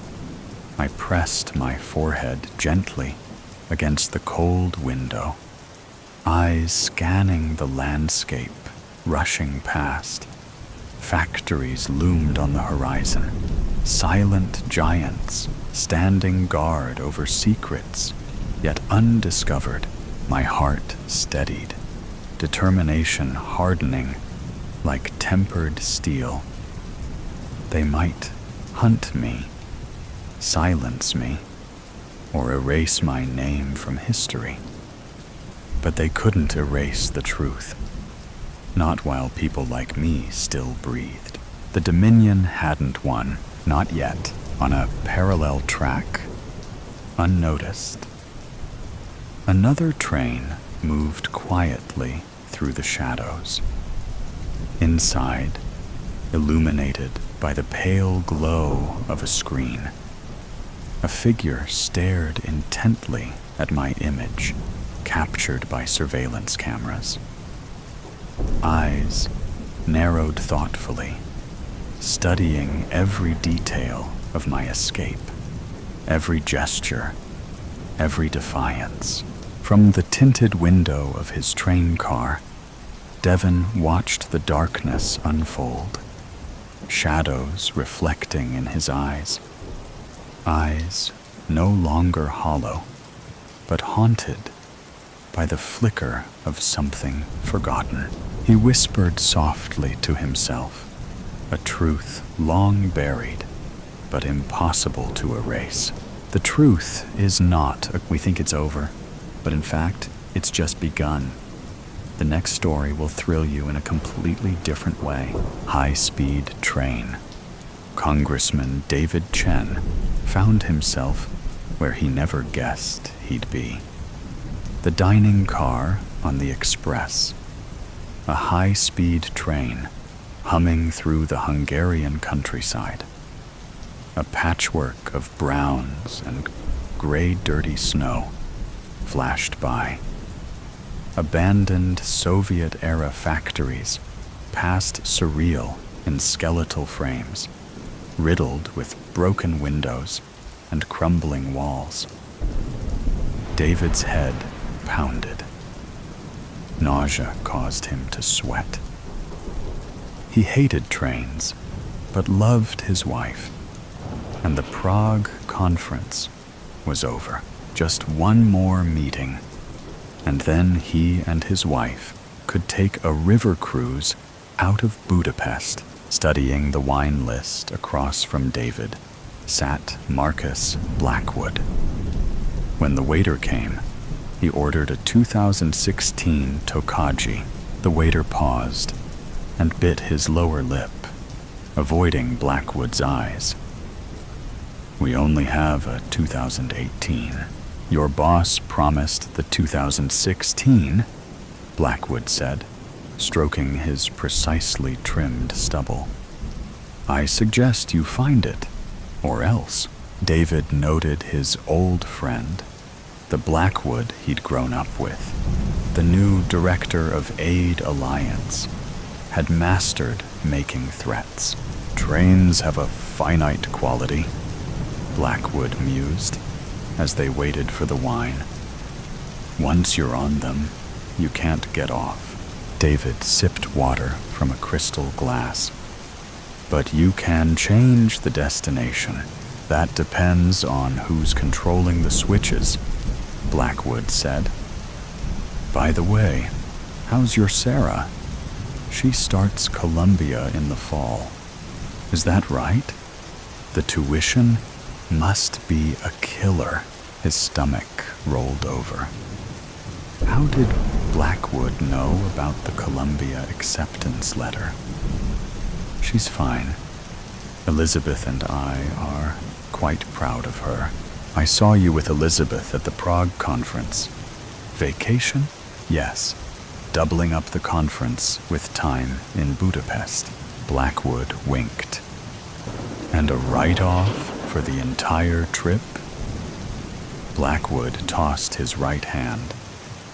I was thinking about how we've known each other since the early days. Hell, I was at your wedding. We're warriors, you and I. Into the breach and all that. Well, this warrior is getting tired of the congressional grind. I'm thinking of not running next term. Call it quits. Blackwood laughed, his thick frame tight against his dress shirt. Say it ain't so. No, I would quit. But there's more I want to do. A few years, maybe. Then on to the speaker circuit. Or maybe a pack. The waiter returned with a 2016. We're in luck, Mr. Blackwood. He opened the wine, offered a taste, then served them both. He carefully placed the bottle on the immaculate white tablecloth. About your upcoming committee vote, Blackwood said. Aid distribution, of course, is of paramount importance. But with our audit showing only 30 cents on the dollar reaching recipients, there's some pushback we're fighting against. I've reviewed the proposal, David said. $8 billion might take some time to get through committee. Blackwood adjusted his broad shoulders and smiled, but it didn't reach his eyes. We need to think about this from the 30,000-foot view, he said. After all, think of the optics. We're supporting democracy, fighting corruption, and aiding fledgling governments who need the world's help. The waiter refilled their wine glasses while the two men looked on. When he left, Blackwood gulped his wine, leaned into the table, and reached out to adjust David's tie. Our organization believes there's a benefit to a network of partners. We need expertise to walk us through a complex banking system, the regulatory environment. Would you consider getting involved? A non-profit, hip deep in money laundering, David thought. Excessive compensation, shell companies. A big plunge for a guy who doesn't fudge on taxes. Never has. Never will. I'm a congressman. I can't touch this. You know that, David said. No. Your role would be legitimate, I assure you, Blackwood said. That's what the advisory board is all about. Insurance for, he chuckled, derailments. We want you as a board member after your term ends. It's just, well, in the meantime, we'd like your advice. As a friend. The dulled rush of an opposing train sped by their window. Blackwood steepled his hands in front of him. How's Elizabeth's gallery, by the way? Her art might be worth more once she's passed. Of course, that could be decades away. We certainly don't want any harm to come to her, do we? Blackwood looked down and cut another piece of his steak. David's fork froze on the way to his mouth. He felt anger ripping his insides at the veiled threat against his wife. After slowly setting his fork down, he picked up his wine glass. His hand shook as he gripped the glass, but he gripped harder. and then harder still. The train entered a tunnel. David lost his concentration, diverted by the sudden brightness of the two men's reflection in the window. He stared at the image, but the man in the reflection who looked like him didn't stare back, but shattered the glass with his hand. David stared, transfixed. His reflection picked up a shard with his bleeding hand and wrapped the pointed glass with his cloth napkin. He then reached across the table and slashed Blackwood's throat. Blood splattered on the table as the reflection of Blackwood collapsed. The reflection blanked out as the train shot from the tunnel exit, the horn howling into the twilight. David stared at the wine glass in his hand. Blackwood was no longer across from him. David stumbled from the dining car. He lurched down the corridor to his sleeper cabin, fell into Elizabeth as she opened the door, reeled to the water closet, and retched in the toilet. "David, what happened?" Elizabeth called through the door. "My God!" The train approached the outskirts of the city. High rises ahead, pinned to the night sky. The lights in the windows staring down. Soon the train squealed into the station. Elizabeth gripped her husband's arm as they walked to the taxi stand, her eyes riveted on his face. "David? Darling? Are you okay? What happened?" "It's nothing," he said. She held him closer. "Are you feeling better? Talk to me. Did you forget anything?" David steadied himself against his wife.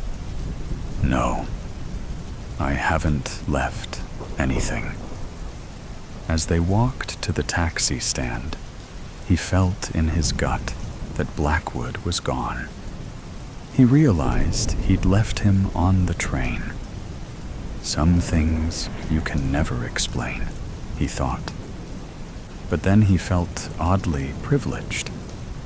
He smiled, and even the grime of Budapest tasted a little cleaner. Fate, or science, or the devil himself had stepped in. But not God, he thought. No, this wasn't God. It was another presence who didn't like the alliance, weighing the direction of his daughter's future, his wife's safety, or the price for his looking the other way. "Your hand's bleeding," Elizabeth said. "It looks like a piece of glass." The above story ends, but never stops. Here is another story that will not disappoint you. The trip of a lifetime. "The trees are so much bigger out here," I said, as I looked out the passenger side car window. We were driving from the airport in the cab we just got. The lady driving was rude. She barely even looked at us. But we're out of there, and officially on vacation. The flight was long. I tried to sleep, but the man next to me was a talker. "I'm too nice," my girlfriend says, "but that's what keeps the world a better place." Besides, the man kept buying me drinks, which is why I'm looking out the window. I might hurl, "And greener. This place is beautiful," says Kenny. We're finally in the Pacific Northwest. Our bags are packed, and we're headed to Mat Hood. We have a week out here, and 4 days spent in the mountains. Kenny has family out here, so we're staying with his aunt the first night. And then we're off to breathe that crisp forest air. We made it to his aunt's house. She was so warm and welcoming. I felt right at home. After a nice meal of homemade beef stew and a shower, I was ready for bed. I bid them good night, and off I went, fast asleep in no time. I woke up in a panic. The room unfamiliar. Where am I? I thought, as my senses start to adjust. There's a soft buzzing coming from the fluorescent lights above me. My arms and legs are secured to this hospital bed, it seems. But this doesn't feel like a hospital. It's too cold. I try to move my head, but that's secured too. Hello? I call, but no answer. Hello. Again silence. Suddenly a man is standing above me. He covers my mouth as I go to scream once more. Shut up! They'll know you're awake. And then they'll make you forget. You mustn't forget. It's not safe. Run! Something pokes me, and I'm out again. I awake in bed, extremely well rested. It's 6:00 a.m. What a crazy dream, I thought, as I smelt the coffee. I jump out of bed and run to the kitchen, where Kenny's Aunt Gloria is standing in her long silk lavender-colored nightgown and matching slippers. She seems so frail, yet strong and intimidating at the same time. A soft smile forms as she bids me good morning. Ken's not up yet, but you're more than welcome to join me for some bean water, she says with a chuckle. I follow her outside to the patio. The air is fresh and moist, the coffee warm and delicious. You can see the sun glisten off the morning dew as the birds sing their welcome to the day. It sure is nice of you to let us stay here, I say. Kenny and I have been planning this trip for a while now, and I'm so excited it's finally happening. You two boys, be careful out there. I hear stories all the time about hikers going missing in those woods. These aren't like the mountains you have on the East Coast. These are real mountains, inhabited by really big creatures. I'm sure you've heard of Bigfoot. She says. I chuckle. Ha, Bigfoot, please. He's just a myth. If Bigfoot is real, then I hope I see him. He'll take a photo and become rich. Gloria shook her head and looked deep into her coffee, almost as if she was trying to see the bottom of her cup through the black liquid it now held. Like I said, just be careful, please. It's now 10:00 a.m., and we are on our way to the mountain. Gloria let us use her car since she doesn't drive anymore. She's 75 now, and hasn't driven since she was 70, and got lost driving home. They found her a day later, parked in a parking area 15 miles from the house. We made it to the mountain after about 2 hours of driving, and we couldn't wait to get on the trail. As we loaded up our packs, Kenny and I discussed our route, where we would stop for water and lunch breaks where we would camp, and which streams we will pass so we know where to collect water when we get low. All said and done, the trail up and down the mountain shouldn't take more than 3 days, but we're taking it slow since we haven't done a mountain of this caliber before, so we planned for 4 days. We're hiking Timberline Trail. It passes 3 major landmarks and has snow runoff year-round, so finding water shouldn't be a problem. In total, it's just over 41 miles. We're all loaded up and ready to start our hike when I realize I left my trekking poles at the airport. They must have fallen out of my pack. Just find a stick on the hike. It'll serve the same purpose, says Kenny. I mock him, but I know that's what will happen. Easy for you to say. You didn't forget anything, but he did. The compass. Well, how are we supposed to know where we're going now? I ask.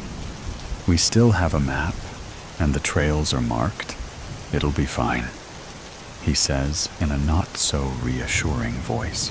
We've been walking for hours, and I haven't seen a single soul. It's day 2 in the woods. The first day went by so fast, but now the excitement and newness has worn off. The woods are long and damp, flora as far as the eye can see. No roads, cars, people. Hey, are we on the right path? I ask. Yeah, we should be coming up on Cloud Cap in about 5 more miles. Ken responds.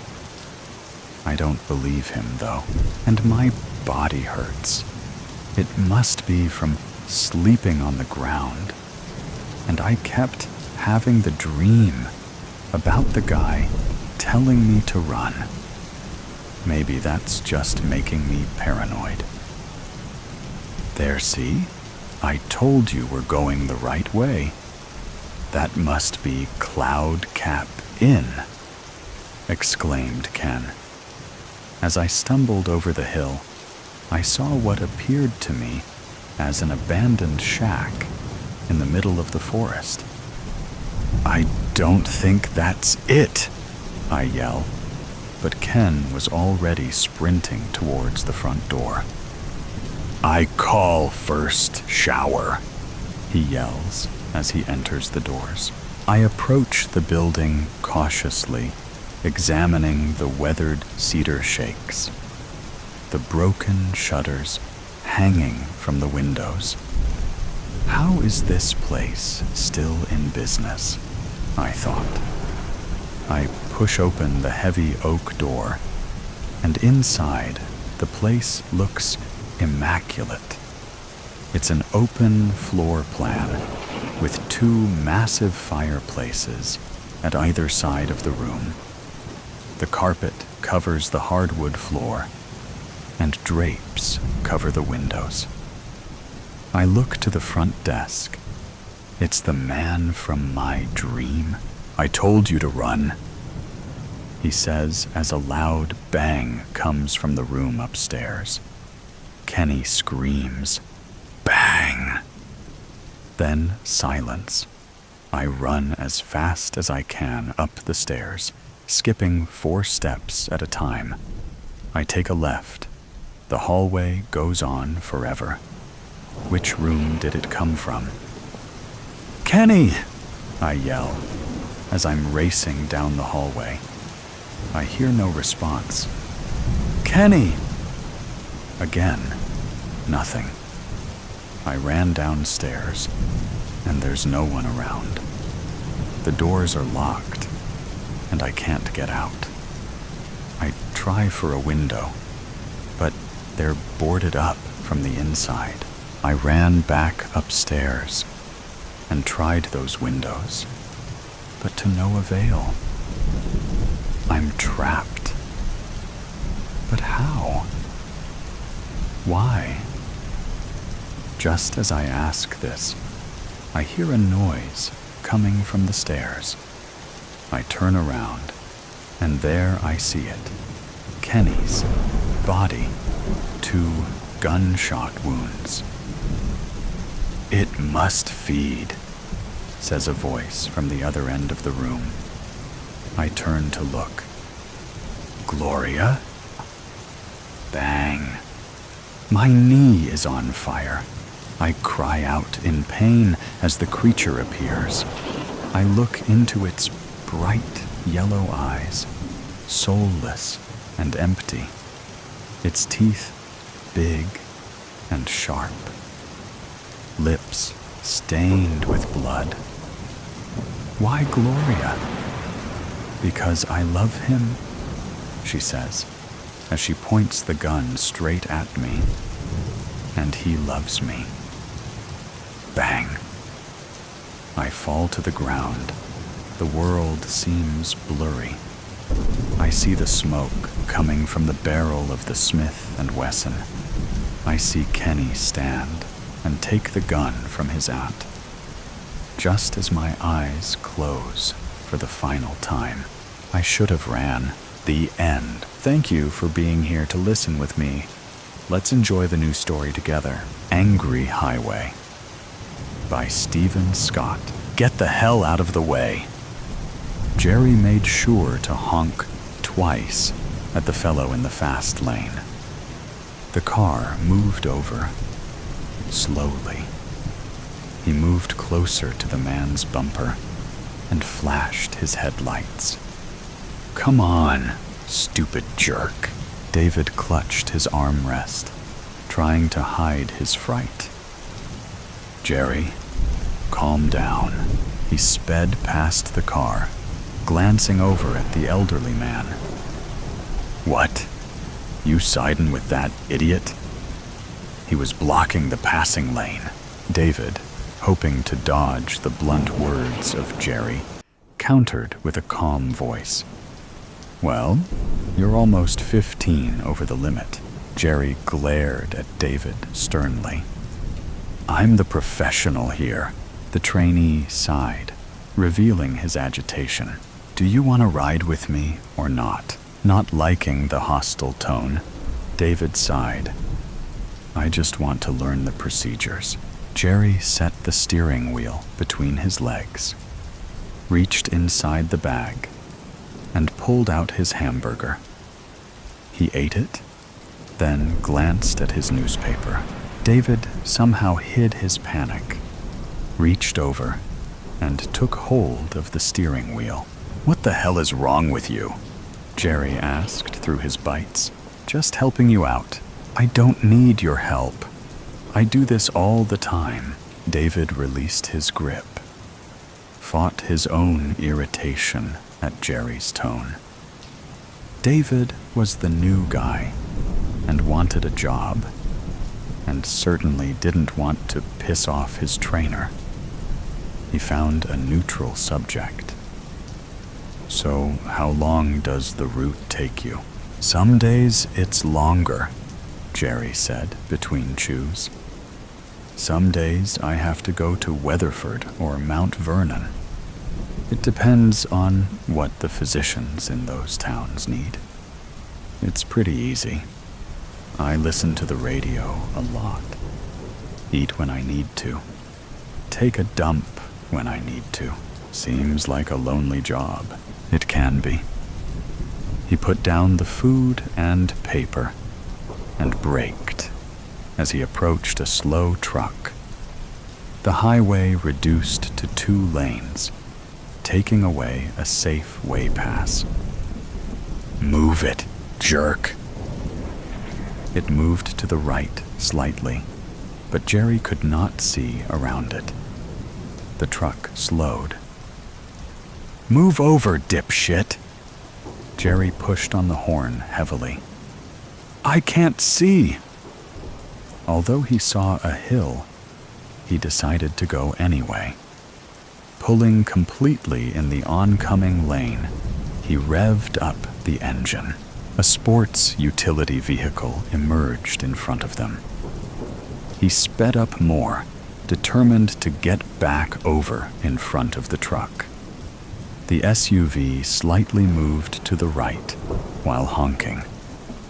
Jerry accelerated his small pickup. "Shit," David whispered. He clutched the handle above his window as everything in his chest froze into a block of ice.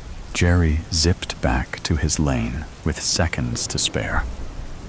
Hearing both trucks honk at him, he stuck one hand out the window and extended his finger. "Jerks," he mumbled. David clutched his chest, breathing heavy. "Jerry, you may have been doing this a long time and used to pulling stunts like that. If you want to play with your life, that's fine. But you're also playing with mine." "What? It's their fault? The SUV or the truck should have pulled over or slowed down. There's no shoulder." Their argument was lost in a high-pitched sound. A glint flashed across the rearview mirror. It happened again. The noise and flashes increased, as if gaining on them. The unassuming SUV had donned lights and sirens.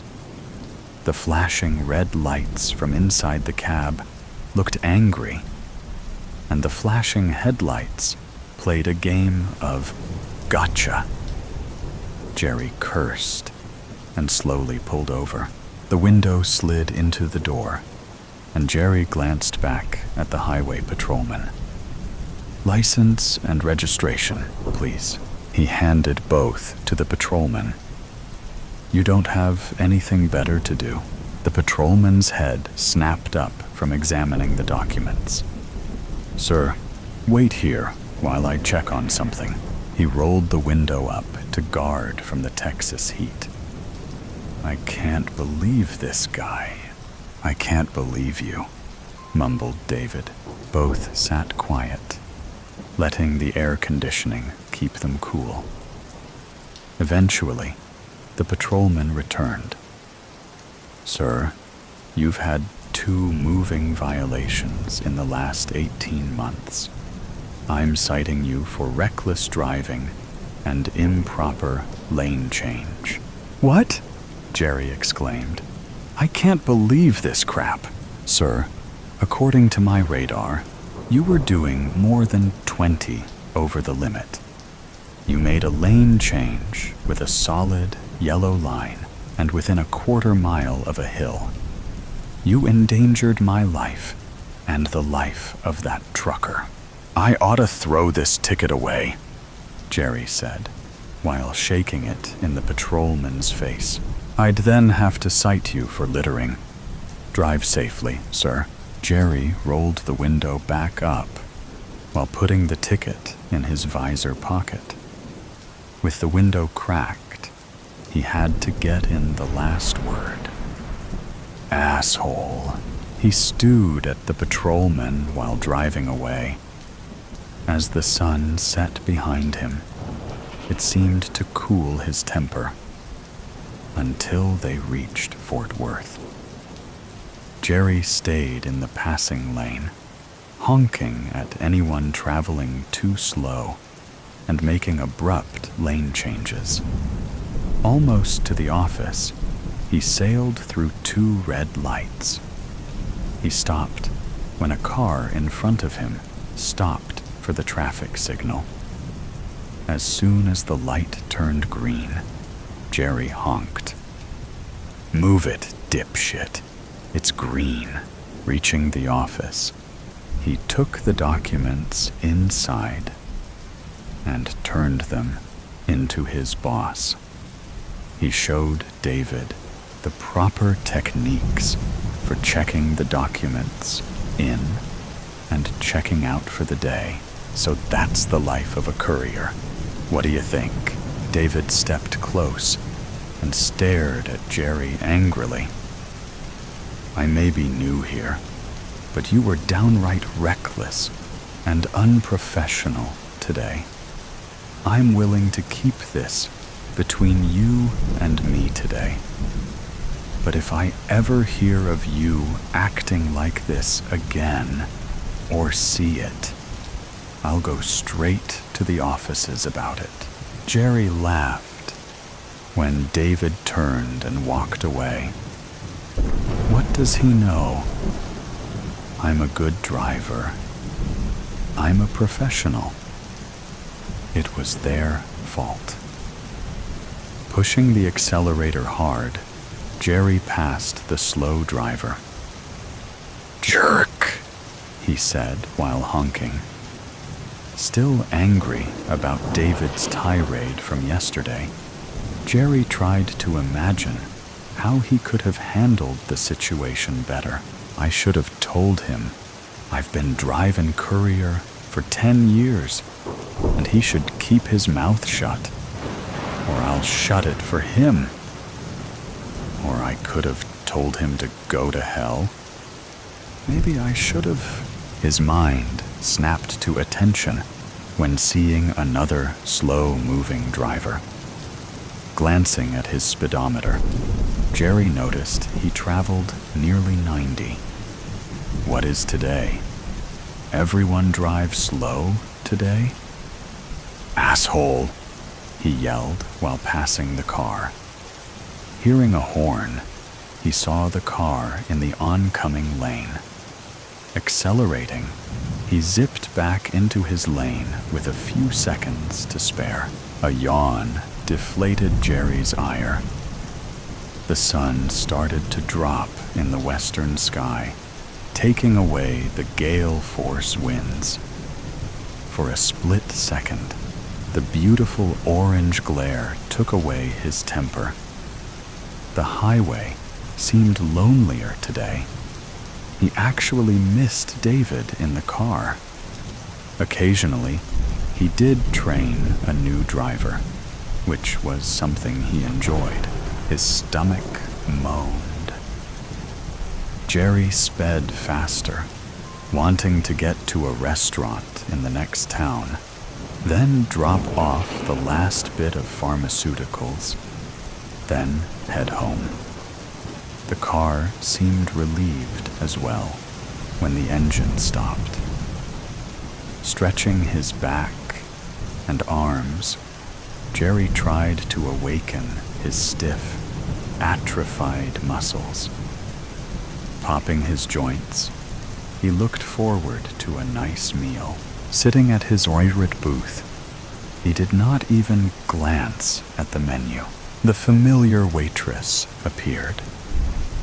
Somewhere between fit and heavy, she had aged gray eyes that had plenty of wisdom, but mostly from hearing stories.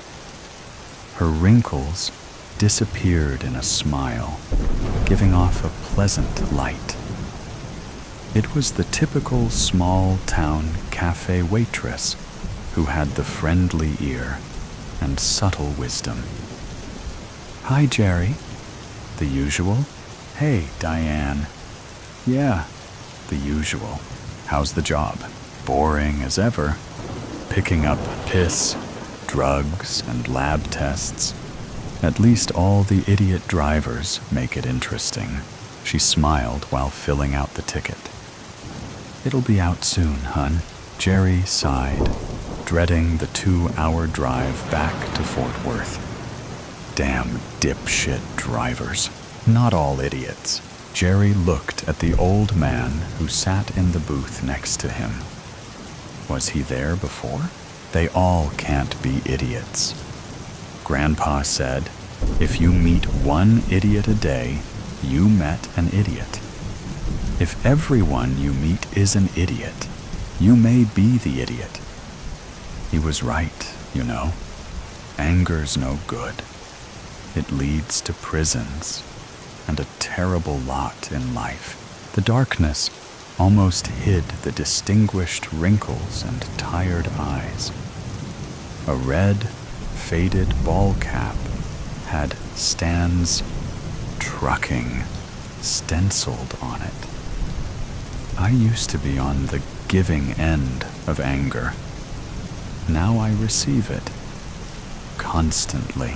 Perplexed, Jerry wondered why a man whose voice had so much wisdom also dripped with sadness.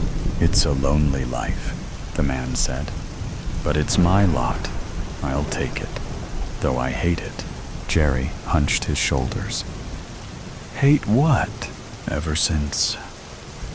The man shook his head, unable to finish his sentence. Jerry stood and glanced outside, noticing the large, black truck. "That yours?" asked Jerry. The old man nodded lightly. "Yep, been driving it for years. I hope someday someone can take my place." Jerry stood, wanting to get away from the bizarre old man. He rushed to the bathroom, washed his hands, then returned for dinner. "Good," Jerry mumbled, glad the old man had left. Glancing out the window, the truck was also gone. The waitress finally returned with dinner. "So, Diane, what's with the old coot who was in that booth?" Debbie narrowed her eyelids. "Old man? The one in that booth there," Jerry said, pointing at it. Debbie put her hands on her hips. "I haven't sat anyone in that booth tonight." Jerry looked towards the other booth, wondering if he perceived the sitting arrangement correctly. No. A woman and her child sat there, and he remembered them. He pointed outside. Remember, his cap said "Stands Trucking." "Wait a minute," she said disdainfully. "The old man with the Stands Trucking ball cap?" Jerry nodded, finally taking a bite of his steak. Her voice changed, with a mixture of eeriness and joviality. "Ooh, honey, you've seen a ghost." "I don't believe in ghosts. Legend has it, a guy named Stan disappeared on this highway about 20 years ago.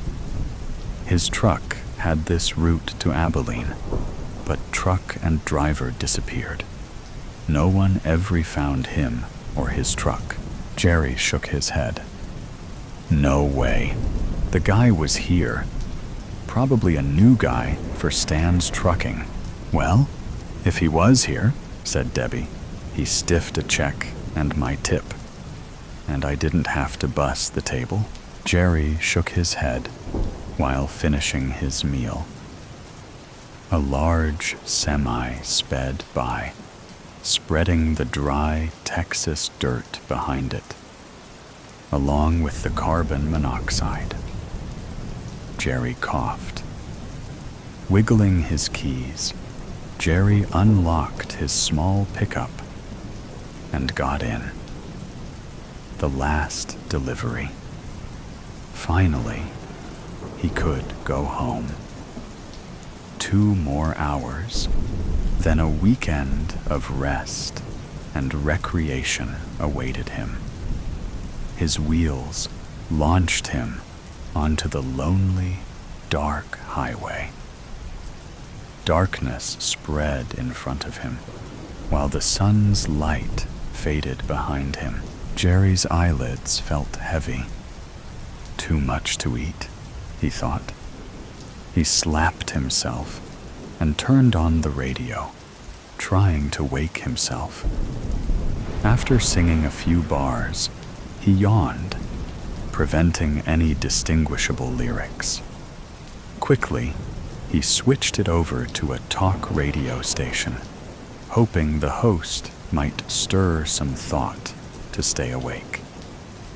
No. The eyelids tried to shut. He jerked his head up and opened his eyes wide.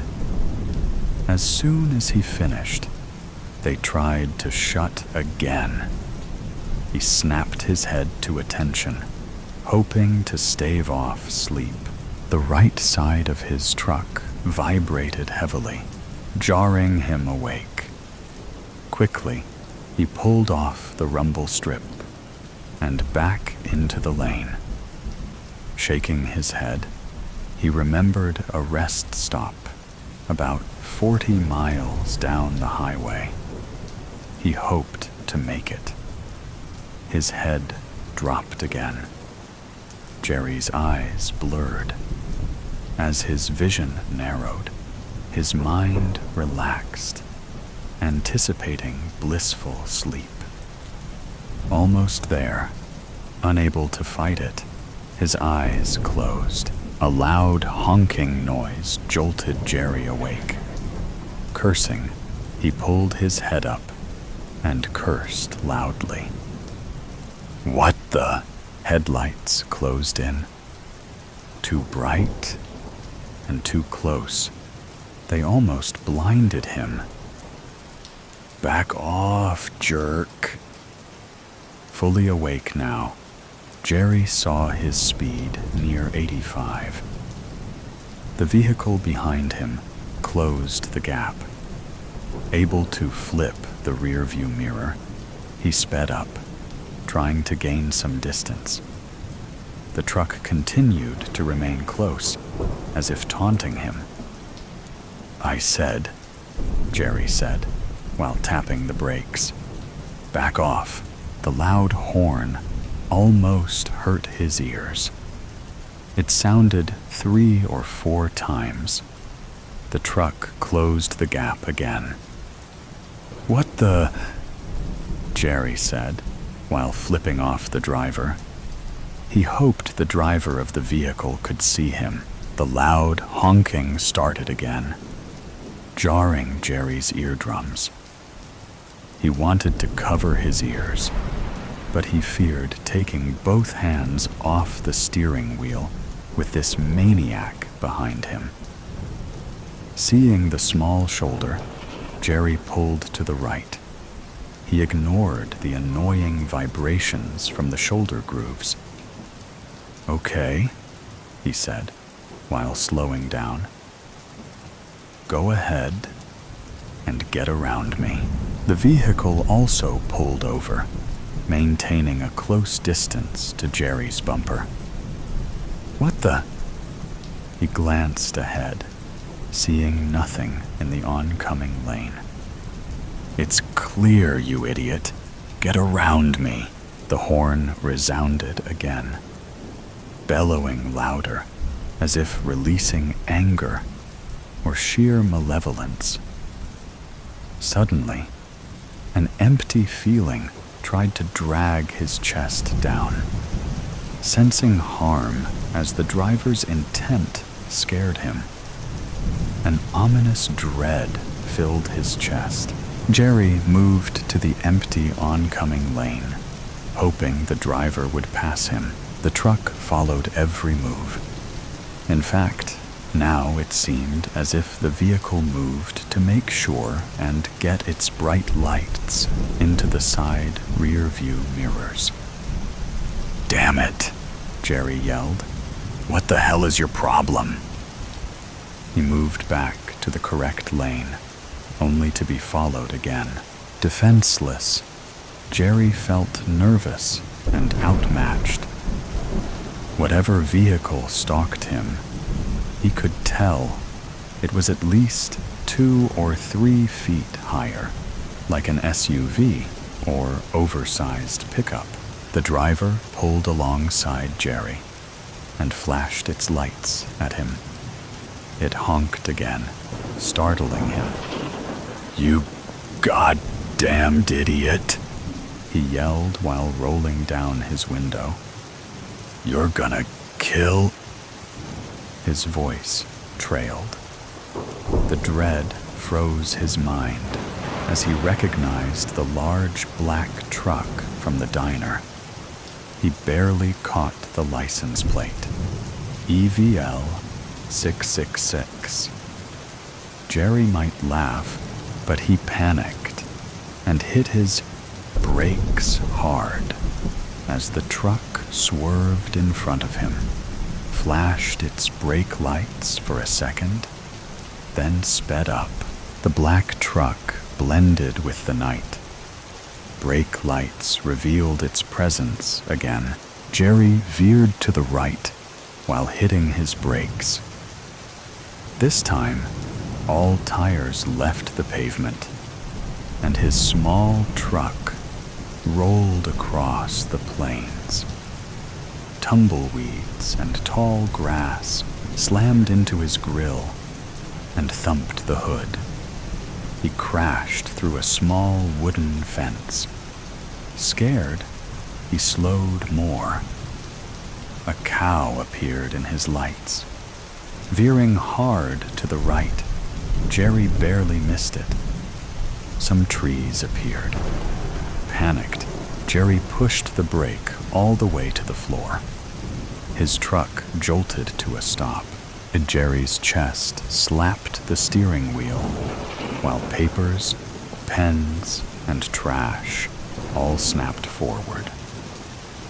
Dust rolled into his cab, trying to choke his throat and invade his eyes.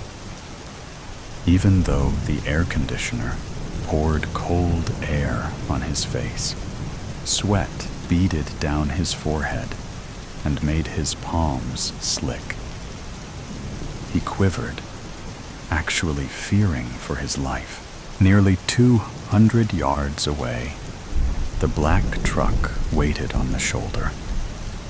Dust outlined its bright headlights. Jerry stared at the monster, forgetting his fear and forging hatred. Furious, he grabbed his steel flashlight. Clutching it tightly, he imagined pounding the driver's head until it turned into a bloody pulp. "You goddamn jerk," he said, while gaining anger with every step.